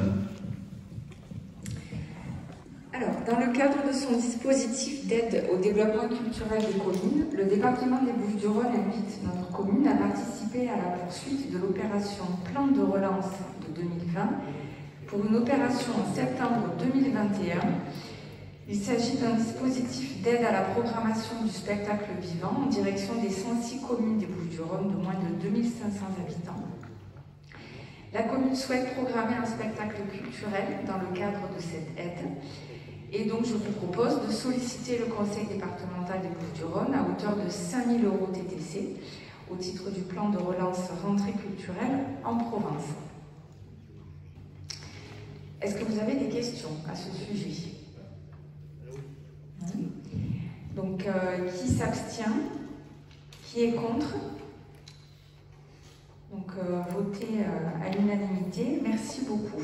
Et donc, tu gardes le micro. Point 14, remboursement frais de déplacement. Tout à fait. Donc, dans le cadre de l'exposition 13520 qui a eu lieu du 3 au 24 avril dernier, les communes du 13520, les Baux-de-Provence, Paradou et Maussangs-les-Alpilles ont fait intervenir un auteur, M. Valentin Schmitt. Ce dernier a réalisé une séance de dédicace le 3 avril 2021 et il a été convenu avec les 2 autres communes organisatrices de se partager à hauteur égale les frais de déplacement, ce qui correspond à une dépense de 90 € par commune. Et donc aujourd'hui, nous délibérons afin de rembourser les frais liés au déplacement de M. Valentin Schmitt. Voilà. Avez-vous des questions, des remarques? Alors nous votons. Qui s'abstient? Qui est contre? Merci. Voté à l'unanimité. Donc point 15, convention de partenariat culturel Provence en Seine 2021-2022 avec le conseil départemental 13. C'est toujours toi, Delphine. Oui, vous avez donc la convention qui est en annexe. Donc, conformément à la politique de partenariat culturel qui s'est fixée, notamment par le soutien et la mise en œuvre de multiples actions culturelles, le Conseil départemental des Bouches-du-Rhône entend poursuivre sous forme de convention l'aide apportée sur les plans techniques, financiers et artistiques aux communes du département. Les objectifs de Provence en Seine sont notamment de sensibiliser et aider les municipalités à inscrire l'action culturelle dans leur développement local, d'élargir la demande culturelle, d'élargir et fidéliser les publics, favoriser la mise en réseau des acteurs culturels locaux, créer des parcours de sensibilisation des publics avec les acteurs artistiques, sociaux et éducatifs. Donc cette aide apportée pour les communes de moins de 20 000 habitants dans les domaines suivants: une expertise artistique, sélection des spectacles proposés au sein du catalogue, une aide administrative et juridique dans le respect de la législation juridique et sociale pour chaque spectacle, une aide financière du coût du spectacle, graduée selon le nombre d'habitants des communes, et un accompagnement et une mise en réseau à travers l'organisation de journées départementales de formation. Donc ce renouvellement de signature de la convention de partenariat culturel avec le conseil départemental 13 pour la nouvelle saison, donc saison 2021-2022, est voté ce soir. Avez-vous des questions avant de procéder au vote? Alors oui, moi j'ai une remarque, c'est qu'on a la chance d'avoir de notre département le CDL 13. Tous les départements ne le font pas, et loin de là. Et donc on a cette opportunité qui est très très bien pour les petites communes, et donc on ne peut que s'en féliciter. Voilà. Absolument. Donc qui s'abstient? Qui est contre? Voté à l'unanimité. Merci. Point 16, c'est toujours toi Delphine ce soir. Alors, convention de location et mise à disposition gracieuse de l'espace galerie. Tout à fait. Donc, dans le cadre du programme de la programmation culturelle, et plus précisément des expositions qui vont avoir lieu à l'espace galerie sur la place Laugier de Mont-Blanc, la commune a été sollicitée pour plusieurs périodes de location et pour une mise à disposition gracieuse. Du 1er juillet au 8 juillet 2021, Katia Gano, Bruno Vaccaro et Lauriane Sema, donc pour des créations en bois flotté, pour des illustrations et pour des bijoux. Du 19 juillet au 8 août, Charline Quenin et Prune Faux pour des vêtements et des accessoires. Du lundi 16 août au dimanche 22 août, Josine Palu pour ses peintures à l'huile.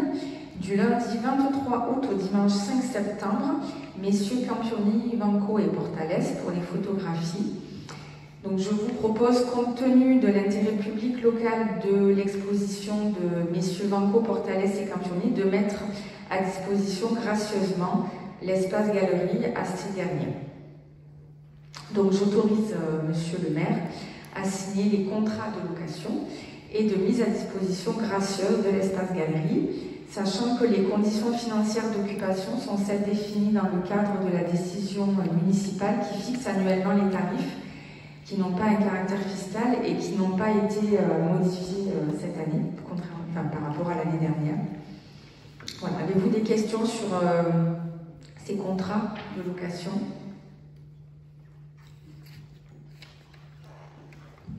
Oui, juste une question sur la notion d'intérêt public local de l'exposition. Je voudrais savoir ce que ça recouvre exactement pour justifier la gratuité. Tout à fait. Donc en fait, ces messieurs participent régulièrement à des opérations. Ils sont sollicités par la commune. Ça a été le cas tout dernièrement, donc à la demande de Dominique Sequelorum, qui a souhaité en fait qu'ils proposent une exposition de leurs photographies dans l'espace dédié à la vaccination, dans le futur espace santé. Et donc pour rendre les lieux plus accueillants, plus agréables pour les personnes lors de la vaccination, ils ont proposé d'exposer leurs œuvres. Et donc en remerciement pour ce geste, on a proposé à l'espace galerie qui était libre à cette période d'accueillir tout à fait gracieusement ces trois photographes. Ils nous aident aussi pendant les journées pédagogiques avec le CFF.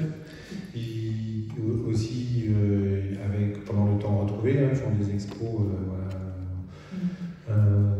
des vieilles photos aujourd'hui et hier. Donc voilà quoi, c'est des gens qui participent beaucoup et on les en remercie énormément au niveau de la commune et ils le font volontiers sans rien demander. Et donc effectivement, dans ce cadre-là, il nous a paru, en tout cas dans votre comité, je suppose que tout le monde a été unanime là-dessus, de mettre à disposition gratuite pour qu'ils exposent là aussi. Ils sont vraiment des passionnés et d'ailleurs ils vous attendront et vous exposeront partageront avec vous leur passion, la photographie, notamment photographie animalière, et ils diffusent régulièrement via leur page Facebook des photos et nous font découvrir la faune et la flore des alentours. Il y a même là en ce moment, donc à partir de demain c'est la vaccination. Si vous voulez, après le conseil municipal, juste derrière, en fait, vous avez pas mal de leurs œuvres. Je vous remercie pour cette décision. Merci, merci. Voilà. Est-ce qu'on peut procéder au vote? Donc, qui s'abstient? Qui est contre? Merci pour eux. Donc, point 18, adoption du règlement de la chasse. Non, 17. Extrait de la délibération numéro 15 du 29 avril portant adoption des statuts du syndicat mixte du Végarat. On va jamais s'en sortir de ce syndicat mixte du Végarat. Ça fait 3 fois qu'on passe. Et de la Vallée des Baux, du SN Raymond Carré de VB, suite au retrait de la comité d'agglomération Terre de Provence, CRTDP. Les marques. Bien, donc je rappelle à l'Assemblée que lors du conseil municipal du 29 avril dernier, 2 délibérations ont été prises concernant le syndicat mixte du Végarat de la Vallée des Baux, le SM2VB.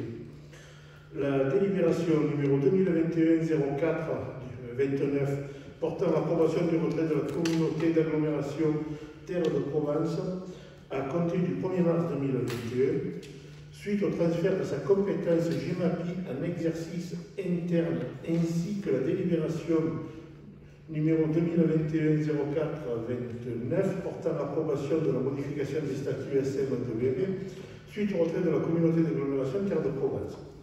Donc j'indique que par courrier du 7 mai dernier, dans le cadre de son contrôle de légalité, Madame la sous-préfète d'Arles a demandé le retrait de cette délibération à la vue des statuts du SM2VB non conforme au devenir de ce syndicat. J'indique qu'il y a donc lieu de retirer la délibération du 29 avril 2021. Le conseil municipal, oui, mon exposé, vu la délibération du conseil municipal de Mossana-les-Alpilles du 29 avril 2021 portant approbation de la modification des statuts du SM2VB suite au retrait de la communauté d'agglomération interne de Provence, vu la lettre d'observation de la sous-préfète d'Arles du 7 mai 2021, retire la délibération à la demande du service de contrôle de l'égalité. Autorise Monsieur le maire à signer tout document nécessaire à l'exécution de la présente délibération. Donc c'est juste pour régulariser une situation, et comme on avait fait sur le conseil précédent, et comme normalement, là c'est la dernière délibération qu'on doit retirer avant que le SM2VB redevienne quelque chose comment dire, avec le GEMAPI, pardon, pas le CIMAPI, mais le GEMAPI, voilà. Donc, on va passer au vote de ça. Donc, qui est contre? Qui s'abstient? Unanimité, merci. Donc, toujours toi, Marc, point 18, adoption du règlement de la chasse. Oui, donc là, pour le règlement de chasse, déjà, avant de démarrer le règlement, je vais vous dire qu'il y a la demande de tir anticipé à compter du 1er juin a été effectuée et qu'en cas de dégâts de sangliers ou de demande d'agriculteurs pour des raisons X ou Y, on se peut de faire des tirs anticipés par battu organisés par notre société. Donc je tenais à le signaler parce que c'est quelque chose qui est fait à partir du 1er juin toutes les années depuis 2 ans et que peut-être pas tout le monde est au courant de cette démarche. Donc je tenais à le signaler avant de passer au règlement intérieur, puisque ça c'est un aparté du règlement. Donc pour ce qui est du règlement, je vais quand même rester très succinct, mais 2 choses sont importantes. Donc juste la date d'ouverture, puisque ça reste quand même tout le temps, à savoir que lorsqu'on va promener, c'est bien qu'à compter du 12 septembre, les samedis, dimanches et mardis, il peut y avoir des chasseurs dans la colline, donc c'est bon à savoir. C'est pas parce qu'on vient dans la colline qu'on est dangereux, mais je précise que c'est bien de le faire à savoir pour que tout le monde ne soit pas surpris. Donc ça c'est pour la date d'ouverture. Je signale aussi que la chasse à la tourterelle des bois est définitivement fermée jusqu'à nouvel ordre du gouvernement, puisque ça c'est un arrêté national où cette chasse est complètement interdite sur le territoire national. Le prix des cartes n'a pas évolué. On est toujours sur une tarification pour une gratuité pour un détenteur d'un premier permis de chasser. Que les plus de 65 ans ont aussi la carte gratuite. Les cartes de membres de Mossané résidents est à 105 €. Les cartes d'exploitants, père, mère, fils ou fille de résidents est à 160 €. Les cartes de gens, de belle-fille résidents est à 290 € et les cartes d'actionnaires sont à 360 €. Dans les actionnaires, à ce jour, nous en avons 6, en espérant de voir de nouvelles demandes. Mais bon, pour le moment, je n'ai pas eu de courrier dans ce sens. Juste que pour l'administration de la société, donc notre société de chasse est une chasse communalisée. Donc de ce fait, la société est administrée par le conseil municipal. Le maire en exercice en est le président de droit et assure le suivi des affaires courantes avec le comité municipal constitué d'un vice-président, de 9 conseillers municipaux et de 5 administrés non élus. Le comité est aidé dans ses travaux par un groupe de 6 personnes représentant l'amicale des chasseurs mossanais, désignés par le maire, pour la durée d'une séance de chasse tacitement reconductible. Les résultats de suggestions élaborées en commun sont soumis à l'approbation du conseil municipal qui prend les décisions. Donc, d'où l'intérêt de faire le vote ce soir pour la validation de ce permis. Et je signalerai aussi que si on avait à traiter des différends ou des comportements dangereux, aussi le conseil municipal, après que le comité se soit réuni, devra statuer sur l'importance de la sanction à donner. Donc c'est aussi à prendre en considération. Donc voilà pour ce qui est du règlement. Je peux vous dire de plus qu'il y a qu'on lâche 200 fers gros de reproduction. Le cassien, on lâche lui à peu près 150. Et que sur la saison globale, on fait à peu près 500, on lâche à peu près 500 gilets de tir pour toute la saison. Voilà. Voilà pour ce qui est du règlement. Avec le règlement, il y a une attestation qui est envoyée à tout chasseur ayant pris la carte l'année précédente, comme quoi il atteste d'avoir lu le règlement, et à partir de là, l'attestation signée donne droit à avoir la carte de sociétaire. Avec l'attestation doit être obligatoirement fournie l'assurance et le permis de chasse validé. Ça rentre dans les obligations. Donc voilà pour ce qui est du règlement. Je vous le fais très succinct, mais bon, parce qu'il y a quand même des points qui sont nettement plus précis que ça pour la chasse en général et pour la chasse au sanglier particulièrement, puisque là on se doit de tenir des réunions tous les jours avec chaque battue, et tout ça de ce côté-là c'est très bien suivi. Mais bon voilà, je tenais à faire relativement simple. Donc qui est contre ce mode de fonctionnement? Qui s'abstient? Unanimité, merci.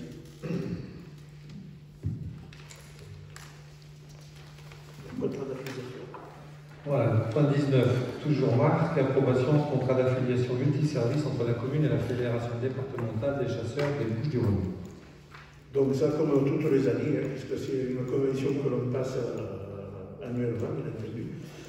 Donc entre la commune et la Fédé, ce contrat nous permet, en outre, je dirais, entre autres, avoir des informations, des communications et d'avoir des circulaires et des documents par rapport à ce qui est règlement, tout ce qui est arrêté nationaux et préfectoraux, une assistance technique, tout ce qui touche aussi à la partie synergétique de notre territoire, même si on fait un gros travail de fond, et ça je tiens à le préciser, par des chasseurs certes, mais que des bénévoles encore, et qui sont très investis. Donc j'en profite aussi d'ailleurs pour leur tirer mes chapeaux, parce qu'ils sont quasiment dans la colline toute l'année pour faire en sorte que le gibier reste chez nous, et si l'on peut éviter de le voir descendre dans la plaine, on fait tout ce qui est nécessaire pour le tenir dans la commune. Il faut le savoir. Donc on a une assistance juridique, on a un accès à une centrale d'achat qui nous permet bien entendu de toucher du matériel à moindre coût. La cotisation de ce contrat d'affiliation est de 80 € pour l'année, je précise, parce que c'est... Comment? Insignifiant, c'est bien ça. Donc, ne serait-ce que si on voulait si on n'était pas affilié et qu'on souhaite faire un carnet de battu, ça nous coûterait plus cher que ça, par exemple. Et puis après, dans le rapport de ça, pour la sécurité, on retrouve aussi des dons de la Fédé pour avoir des miradors ou des participations à moindre coût pour avoir des mises en sécurité de notre territoire avec du broyage, bref, il y a plein de possibilités, et je pense que pour 80 €, on peut se le permettre. Donc, on autorise M. le maire à signer le contrat d'affiliation entre la commune et la Fédération départementale des chasseurs des Bouches-du-Rhône, et donne tout pouvoir, M. le maire, pour l'exécution de la présente délibération. Donc, qui est contre, qui s'abstient, unanimité, merci. Voilà, donc le point 20, c'était la soumission à déclaration préalable des divisions foncières dans les zones agricoles et naturelles. Donc en fait, on va le retirer de l'ordre du jour, parce qu'en fait, on a été un peu plus vite que prévu. Il faut que en fait, les discussions se fassent au niveau du comité, là-dessus, qui passe d'abord au comité et après, il repassera au conseil municipal. Oui, voilà, tout simplement, quand j'ai vu le point hier, bon, je n'avais pas suffisamment d'informations et surtout, je n'avais pas consulté le comité, donc nous avons jugé utile de le retirer pour pouvoir le passer en comité. Voilà, on était un peu trop vite. Voilà, point 21, règlement intérieur du temps périscolaire. Donc, Émilie Germain.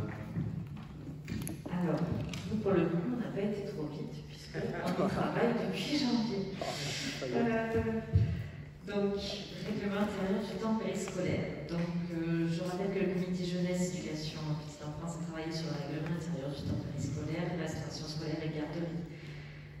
Donc, dans les grandes lignes, on a repris essentiellement tout ce qui est modalité de réservation, d'annulation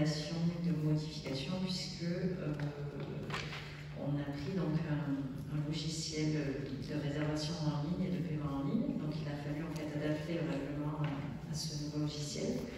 On a également repris un certain nombre de points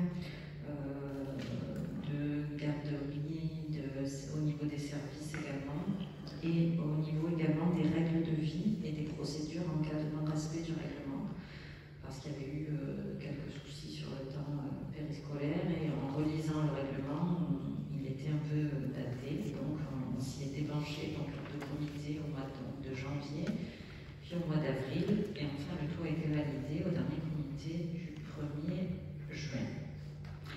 Voilà, donc essentiellement ce qui change, voilà, c'est l'espace dédié du portail famille, donc, où les parents donc, pourront réserver en ligne et annuler un certain nombre de choses. Alors, pas directement à la cantine, il faudra prévenir par mail ou exceptionnellement par SMS le personnel municipal, et toujours pour des absences justifiées dans tous les cas. Pour tout ce qui est traitement médical, allergie, accident, ça ne change pas. Et on a en fait aussi la grosse modification, c'est qu'on a fusionné le règlement cantine et le règlement garderie. Voilà. Donc, je ne sais pas si vous avez des questions là-dessus. C'était travaillé en comité? Ah oui, j'ai eu un dîner le 26 janvier, le 6 avril et le 1er juin. Donc, du coup, je propose donc d'adopter le projet de règlement intérieur applicable au temps périscolaire, donc cantine et garderie, et donne tout pouvoir à Monsieur le maire pour l'exécution de la présente délibération. Donc, est-ce qu'il y a des personnes contre, des personnes qui s'abstiennent? Donc, voter à l'unanimité, je vous remercie. Merci. Donc, point 22, toujours toi et Dominique, tu enchaînes tarif de la cantine scolaire à compter de septembre 2021. Tout à fait. Donc, du coup, nous avons également revu les tarifs cantine lors de ces mêmes comités, donc en janvier, avril et juin. Nous avons en fait voulu simplifier ces tarifs. Donc, vous avez les tarifs cantine par repas. Donc, là aussi, il a adapté au nouveau logiciel. Donc, il y a un tarif Mossané avec des tranches par fonction familiale. Donc, il est à 3 tranches, inférieur à 404, entre 409 et 611, et supérieur à 112 dans notre communauté. Donc, avec des nouveaux tarifs, donc ils vont de 1,5 € à 3 € pour les Mossanais. Vous voyez un tarif PAI, donc c'est un protocole d'accueil individualisé en fait, qui correspond aux enfants qui ne peuvent pas manger à la cantine mais qui restent sur le temps cantine. Donc il y a un tarif particulier, donc qui est la moitié prix du tarif normal. Un tarif extérieur, donc il va de 2,50 € à 4 €, et un extérieur PAI également. Alors, il n'existe plus le tarif occasionnel, puisqu'en fait, chacun pourra réserver les repas qu'il souhaite sur le logiciel. Et du coup, par contre, il y a un tarif retard, c'est-à-dire si la réservation est faite hors délai et qu'il n'y a pas eu d'anticipation. Et là, le tarif est de 5 € par repas. Le tarif adulte a été mis à 6 € par repas pour permettre aux enseignants et aux intervenants sur le plan scolaire qui veulent manger à la cantine de pouvoir le faire. Les tarifs garderie, avant c'était forfaitaire, il y avait en fait des forfaits au trimestre. On avait pu le garder ainsi dû au logiciel, donc, et après un rapide calcul, ça s'est révélé avoir un coût de 1 € par enfant par soir. Donc on a mis ce tarif de 1 € et au deuxième enfant et plus, donc ça existait déjà, le demi-tarif, donc 50 centimes. Et là, pareil, il y a un tarif retard pour une réservation hors délai de 3,50 €. Voilà, donc je vous... Ça met mon appétit. Tout à fait. Est-ce que vous pouvez dire quelque chose? Bien sûr. Là aussi, je voudrais quand même qu'on signale au niveau du conseil municipal. Il faut rappeler que le prix de revient d'un repas à la cantine est de 8,80 €. Et quand on voit les prix pratiqués, les prix payés par les enfants et par les parents des enfants, je crois qu'il faut quand même le signaler, c'est-à-dire qu'il y a une très très grosse participation de la commune sur chaque repas pris à la cantine. Je pense qu'il est important de le signaler. Tout à fait. Donc, sachant aussi qu'il existe des tranches de quotient familial, et ce n'est pas le cas dans toutes les communes non plus. Et malgré, en plus de cela, les familles peuvent toujours aussi faire appel au CCAS en cas de problème. Donc, je soumets au vote. Émilie, je peux te poser une question. Oui. Bon, j'ai pas connaissance ça correspond à quoi les quotients qui sont indiqués? Est-ce qu'on a des montants? C'est un cas. C'est en fonction, en fait, c'est un calcul en fonction des revenus. Des revenus, mais est-ce qu'on connaît les revenus? Non, je sais pas. Le calcul, je t'apprends que c'est la carte qui... Oui, mais je voudrais savoir à quel simplement revenu ça combien, correspond. dans les tranches, on avait quel tarif. Simplement. Est-ce qu'on sait en moyenne combien d'enfants mangent à la cantine? Alors, ça dépend des années, mais il y en a, donc il y a des années, ils étaient plus de 200. En ce moment, ils sont entre 180. Ouais, ils sont entre 170 et 180. Maternelle et élémentaire. Surtout le... Donc, est-ce qu'il y a des personnes contre, des personnes qui s'abstiennent? Donc, voter à l'unanimité, je vous remercie. Merci. Point 23. Il y a une petite faute d'orthographe. C'est demande de surclassement démographique de la commune. Christine Garcin-Bourillon. Oui. Alors, il y a une petite coquille dans le titre, hein, c'est surclassement. Alors, là, c'est pas confidentiel, c'est tout le monde qui l'a eu. La coquille nous a échappé. Alors, en fait, c'est dans la continuité de notre dossier de station classée de tourisme. Considérant donc le décret du 30 décembre 2019 portant le classement de la commune de Mossade-les-Alpilles comme station de tourisme, suite à la validation du dossier de demande formulé par la commune, qu'à ce titre, comme toute commune ayant obtenu le classement mentionné à l'article L 2231-5 du Code général des collectivités territoriales, Mossade-les-Alpilles peut être surclassée à sa demande dans une catégorie démographique supérieure. Considérant que la population totale susvisée est constituée par la somme des chiffres de la population et de la population touristique moyenne, qu'ainsi la population touristique moyenne de Mossade-les-Alpilles est calculée selon les critères de capacité d'accueil indiqués dans le tableau que vous avez sous les yeux, dans les colonnes 1 et 2, auxquels sont affectés les coefficients indiqués dans la colonne 3.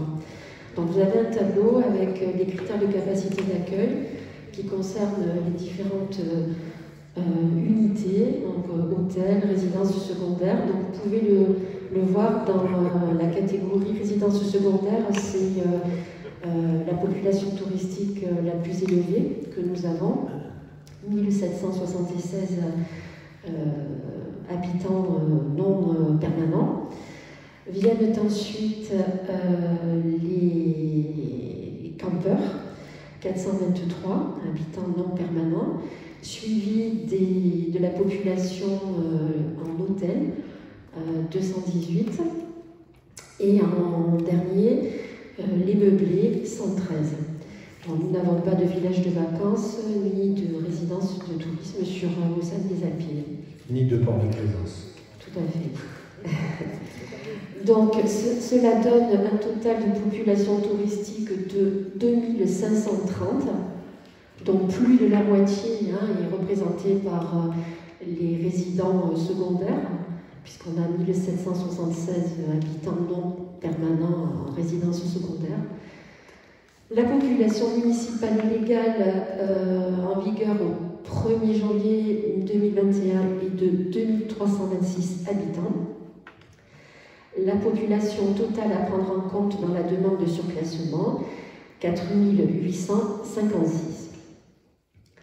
Donc le conseil municipal, ce que nous vous demandons, c'est d'approuver le dossier de demande de surclassement démographique précité pour un total de 4905 habitants et de solliciter auprès de Monsieur le Préfet des Bouches-du-Rhône le surclassement de la commune de Baussanes-les-Alpilles dans la strate démographique des communes de 3005 à 4999 habitants, comme défini par l'article L. 2334-3 du Code général des collectivités territoriales, égal à 4856 habitants, et de sa capacité d'hébergement au sens strict du décret numéro 99-567 fixé à 108,77%.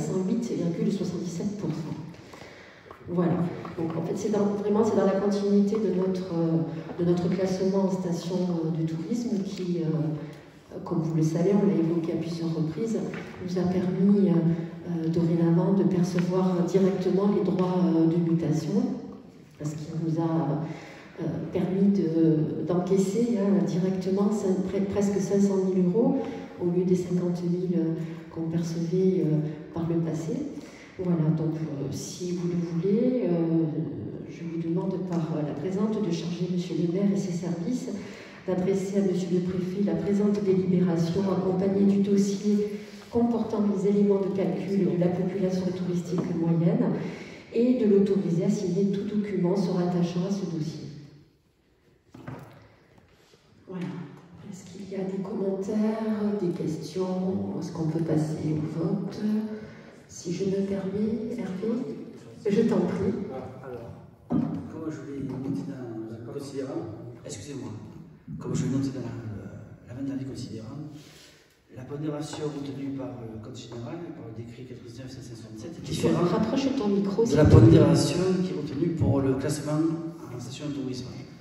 Par exemple, si vous prenez les résidences secondaires, c'est pondération 4, et quand vous êtes classé station de tourisme, c'est pondération 5. Donc ça vous enlève quasiment 444 personnes supplémentaires. Si on avait pu le faire à l'avance, ça aurait été bien. Et ainsi que les 34 chambres d'hôtes qui, elles aussi, ne sont pas prises en compte. Enfin, pour celles qui sont reconnues, qui ont été recensées. Voilà. C'est tout ce que je veux vous rajouter. Oui, c'est vrai, j'avais oublié de signaler que les chambres d'hôtes ne sont pas prises en compte et de vous signaler que vous avez dans la colonne les coefficients. Résidence secondaire, c'est le plus fort coefficient, 4. Le camping, coefficient 3. Les hôtels, coefficient 2. Et les meublés, coefficient 1. Il y a des questions, des remarques autres? Oui, si je peux en avoir. D'abord, une toute petite question sur les chiffres qui figurent dans la délibération. Il est indiqué population totale à prendre en compte dans la demande de surclassement 4856. C'est la somme de la population municipale plus la population touristique, ça je comprends bien. Et ensuite, on nous demande d'approuver le dossier de demande de surclassement pour un total de 4905. C'est une coquille ou bien il y a une explication à la différence entre les deux chiffres? Alors en fait, ce qu'on va faire, on va demander le surclassement de la commune dans la strate démographique des communes de 3005 à 4999 habitants. Donc ça, c'est la demande que l'on va faire. Et effectivement, la population totale que nous prenons en compte et que l'on va présenter dans notre dossier est bien la somme 4856. Hervé, tu veux rajouter quelque chose? C'est bon. Donc c'est pas 4956. C'est 4856. Merci.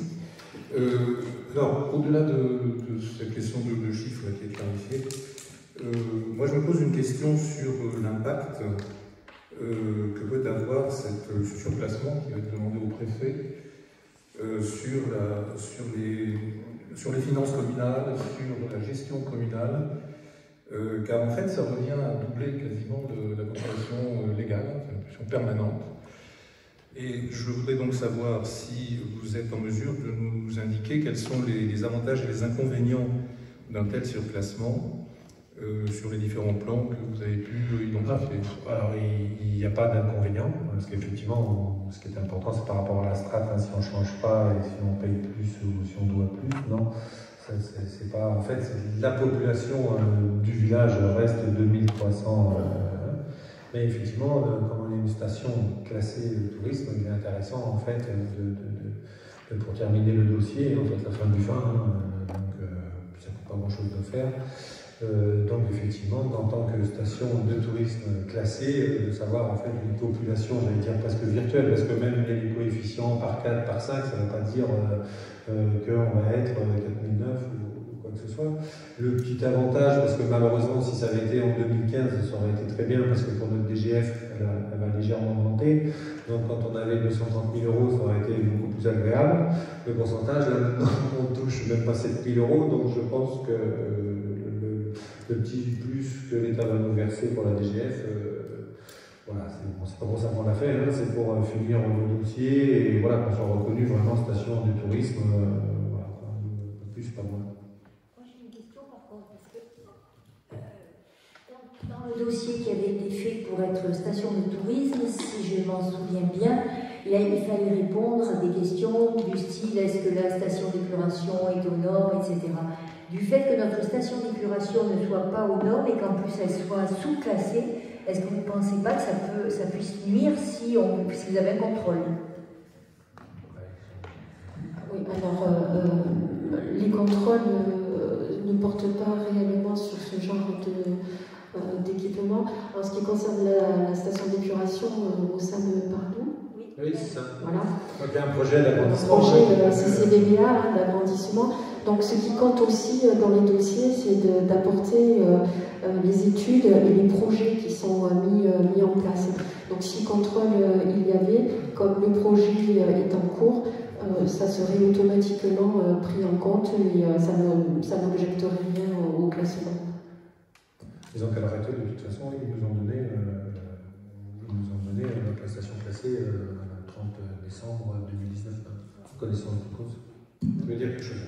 Juste rajouter quelque chose à Galé, que ces nouveaux chiffres permettront au contraire de recalibrer correctement tous les équipements de viabilisation tels que l'ordre d'eau potable, la station d'épuration. Dès que vous avez une parfaite connaissance de votre population dans sa totalité, vous pourrez en fait calculer correctement la capacité de votre station d'épuration qui est 20 habitants. Au lieu de plancher sur un projet qui s'appuie sur une population légale hors touristique, et vous allez faire un doublé. Non mais donc je vous remercie de votre réponse, M. Mallet. Ça confirme tout à fait ce que je dis, c'est-à-dire qu'aujourd'hui on a une station d'épuration qui est désuète, qui n'est pas aux normes. Certes, c'est la compétence de la communauté de communes, mais si on doit remettre à jour tous nos équipements, c'est vrai que ça va avoir un coût. Donc finalement, bon, c'est bien parce qu'il faut être réaliste, il faut le faire. Mais de notre côté, ça va engager, que ce soit la commune ou la communauté de communes, ça va engager de nouveaux, enfin, des frais. De toute façon, les touristes y viennent. Donc, le tout, c'est au lieu le problème, en fait, c'est là, c'est toujours pareil, hein, c'est comme le loyer du camping. Là, au moins, on aura la réalité, ce sera acté. Et donc, après, auprès de la CCBBA ou les services de l'État, on sera plus en force de dire, de nous aider sur tel projet, parce que virtuellement, notre population, nous on le sait, on le dit, elle double juillet-août et elle triple en présence journalière. Mais ça veut tout dire et rien dire. Quand on a dit ça, dans un dossier pour quel qu'il soit, quand on aura ces chiffres-là, quand on aura l'État qui nous aura dit effectivement, vous êtes une station touristique et votre population en fait est portée à 4009 quand vous êtes en plein d'activité, ça nous permettra justement, et c'est dans cet intérêt-là, hein, ça nous permettra de faire valoir nos droits un peu plus, quoi, que tout le monde ait conscience. Et ma dernière remarque, c'est, Christine, tu viens de dire dans la prolongation de notre classement de station de tourisme, est-ce qu'il y a une autre chose en vue ou quelles sont les évolutions futures de votre classement station de... Alors, si ça tombe bien que tu poses la question, alors avant d'y répondre, j'aimerais juste apporter un complément d'information. C'est précisément le grand avantage d'avoir fait cet énorme travail qui nous a permis d'être classés station de tourisme, parce qu'avant 2019, nous avions la même capacité d'accueil, la même capacité d'hébergement, et nous en étions un peu passifs, on va dire, alors qu'aujourd'hui, grâce à ce travail de classement, nous connaissons notre capacité, hein, qui est la même que celle que nous avions, pour ainsi dire, avant 2019, mais nous avons des avantages liés à ce classement. Alors, les droits de mutation, par exemple, en sont un exemple, hein, 500 000 € de droits de mutation. Ce sont aussi des deniers qui peuvent être utilisés par la commune précisément pour recalibrer certains équipements, pour embellir, etc. Après, pour répondre à ta question, donc prochainement, on va travailler avec le comité du tourisme sur les orientations à venir et sur les prochains chantiers, les prochains projets qu'on va confier à l'office de tourisme. Voilà, donc ça c'est quelque chose qui va se travailler de manière collégiale. C'est le comité du tourisme qui va fixer des objectifs comme on l'avait fait il y a quelques années. Maintenant que ces objectifs sont atteints, il convient d'en refixer de nouveaux. Ou alors peut-être les objectifs, c'est simplement de dire pérenniser certaines choses. Est-ce que, je ne sais plus, du coup, on a voté ou non, on n'a pas voté. Alors, y a-t-il des abstentions? Contre? Unanimité, je vous remercie. Donc, point 24, fixation des dates des festivités 2021. Oui, alors là, ça sera assez bref. Donc, en comité festivité, nous avons travaillé dès le mois de mars à la programmation des dates des festivités. Alors, évidemment, c'était une période qui était assez incertaine, mais il fallait quand même se projeter. Aujourd'hui encore, les choses ne sont pas encore tout à fait claires. On ne sait pas trop ce qui sera réellement possible ou pas. Toujours est-il que donc, nous vous proposons, bon, évidemment, incontournable, la fête de la musique, le 21 juin, une date récurrente. Et pour ce qui est de la fête nationale et de la fête votive, donc les 13 et 14 juillet pour la fête nationale, et pour la fête votive, les 13, 14 et 15 août. L'idée étant, dans l'idée, c'est de repartir plus ou moins sur ce qu'on avait fait l'année dernière, parce que les conditions au jour d'aujourd'hui ne permettent pas raisonnablement d'envisager des grands rassemblements, des grandes manifestations. Voilà. Alors juste pour ajouter, en fait, les maires donc de la vallée des Baux et donc avec la sous-préfète, gendarmerie, donc on s'est réunis, le reste ici dans la salle d'Agora. Donc effectivement, à l'heure actuelle, le discours national est que de toute façon, à l'heure actuelle, on ne peut rien faire, c'est comme l'année dernière. Donc on attend, comme d'habitude, toujours les derniers décrets qui sortiront par rapport à la dernière période de déconfinement qui est prévue pour le 30 juin. Et donc on sera 2-3 jours avant, ce qui risque de se passer, et on aura les décrets que le 4-5 juillet. Donc ça va être un peu short pour... mais a priori, il n'y aura pas de grande évolution par rapport à l'année dernière. Voilà. Est-ce que vous avez des questions ou est-ce qu'on peut procéder au vote? Alors, y a-t-il des abstentions? Contre? Unanimité. Merci. On a rajouté du reste 2 soirées du Parvis par rapport aux années précédentes, c'est-à-dire que les soirées du Parvis se feront à la fois sur juillet. On a quand même un programme d'animation et de festivités, à la fois festif, culturel, où on aura 6 soirées du Parvis, je crois, de mémoire. Non, 6, 5 c'est ça, avec 3 plus 2. Donc en juillet et 2 en août, donc ça fait bien 5. Et donc voilà, on a essayé, le programme a été fait effectivement pour que, quand même, que sur la commune, pendant l'été, ce soit à la fois festif et culturel. Donc voilà, de tous les ordres, donc le point 24 était le dernier. Est-ce qu'il y a des questions? On peut aussi préciser que les cafetiers se sont associés pour faire des animations musicales les mercredis donc, de l'été. Voilà, quand même à noter aussi. Ouais, comme l'année dernière. Et on a validé, donc ils ont fait la demande, on a validé. Peut-être une information aussi. La piscine municipale, nous avons décidé de la rouvrir comme l'année dernière. Donc une ouverture comparable en tout point, on va dire, à l'année dernière. Donc du 1er juillet au 5 septembre, même créneau, même tarif et même équipe. Et plus de baigneurs. Autrement, dans ceux qui ne savent pas, mais normalement tout le monde doit le savoir, par rapport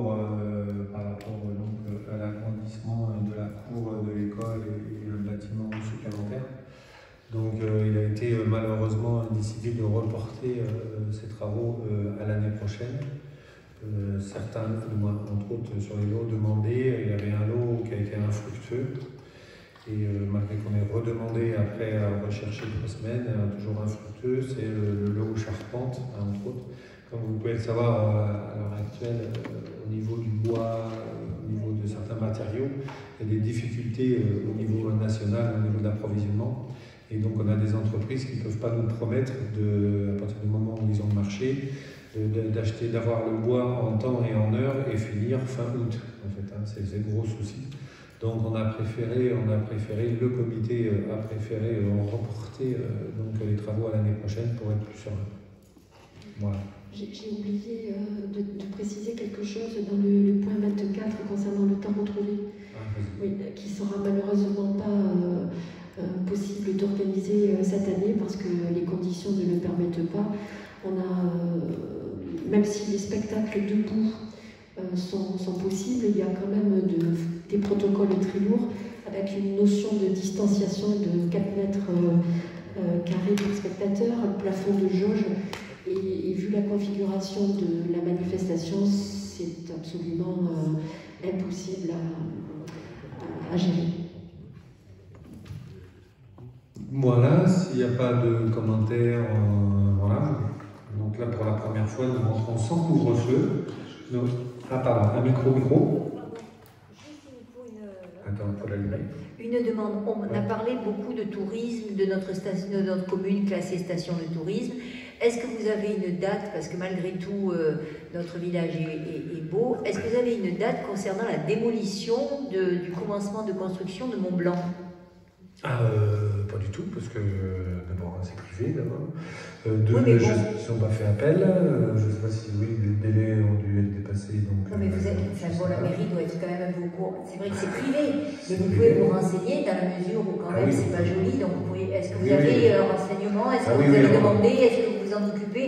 Parce que c'est vraiment pas joli ça. Oui, tout à fait. Tu te doutes bien que ça va être très dur que le propriétaire l'enlève. Après, je suppose que c'est peut-être dans les futurs, mais je dis ça, je ne dis rien, peut-être les futures tractations avec un futur acquéreur qui aurait acheté ce terrain. On nous avait dit que dans la réponse, la décision juridique, c'était qu'ils devaient démolir. C'est pour ça qu'ils sont allés en cassation. Donc aujourd'hui, voilà, vous savez rien. Après, on constatera qu'il ne s'est pas démoli en temps. Donc ça veut dire le temps, c'est quand? Je ne sais pas quel est le temps qui est imparti là-dessus. Hein. On va vérifier, il doit y avoir une astreinte qui voilà quoi.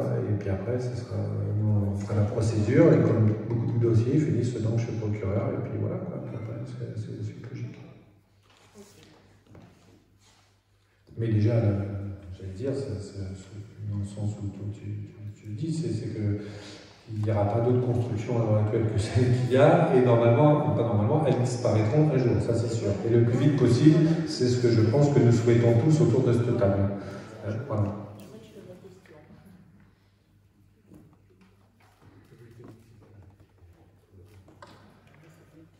Voilà, et bien écoutez, la séance est levée, vous avez jusqu'à 23h pour vous rendre chez vous.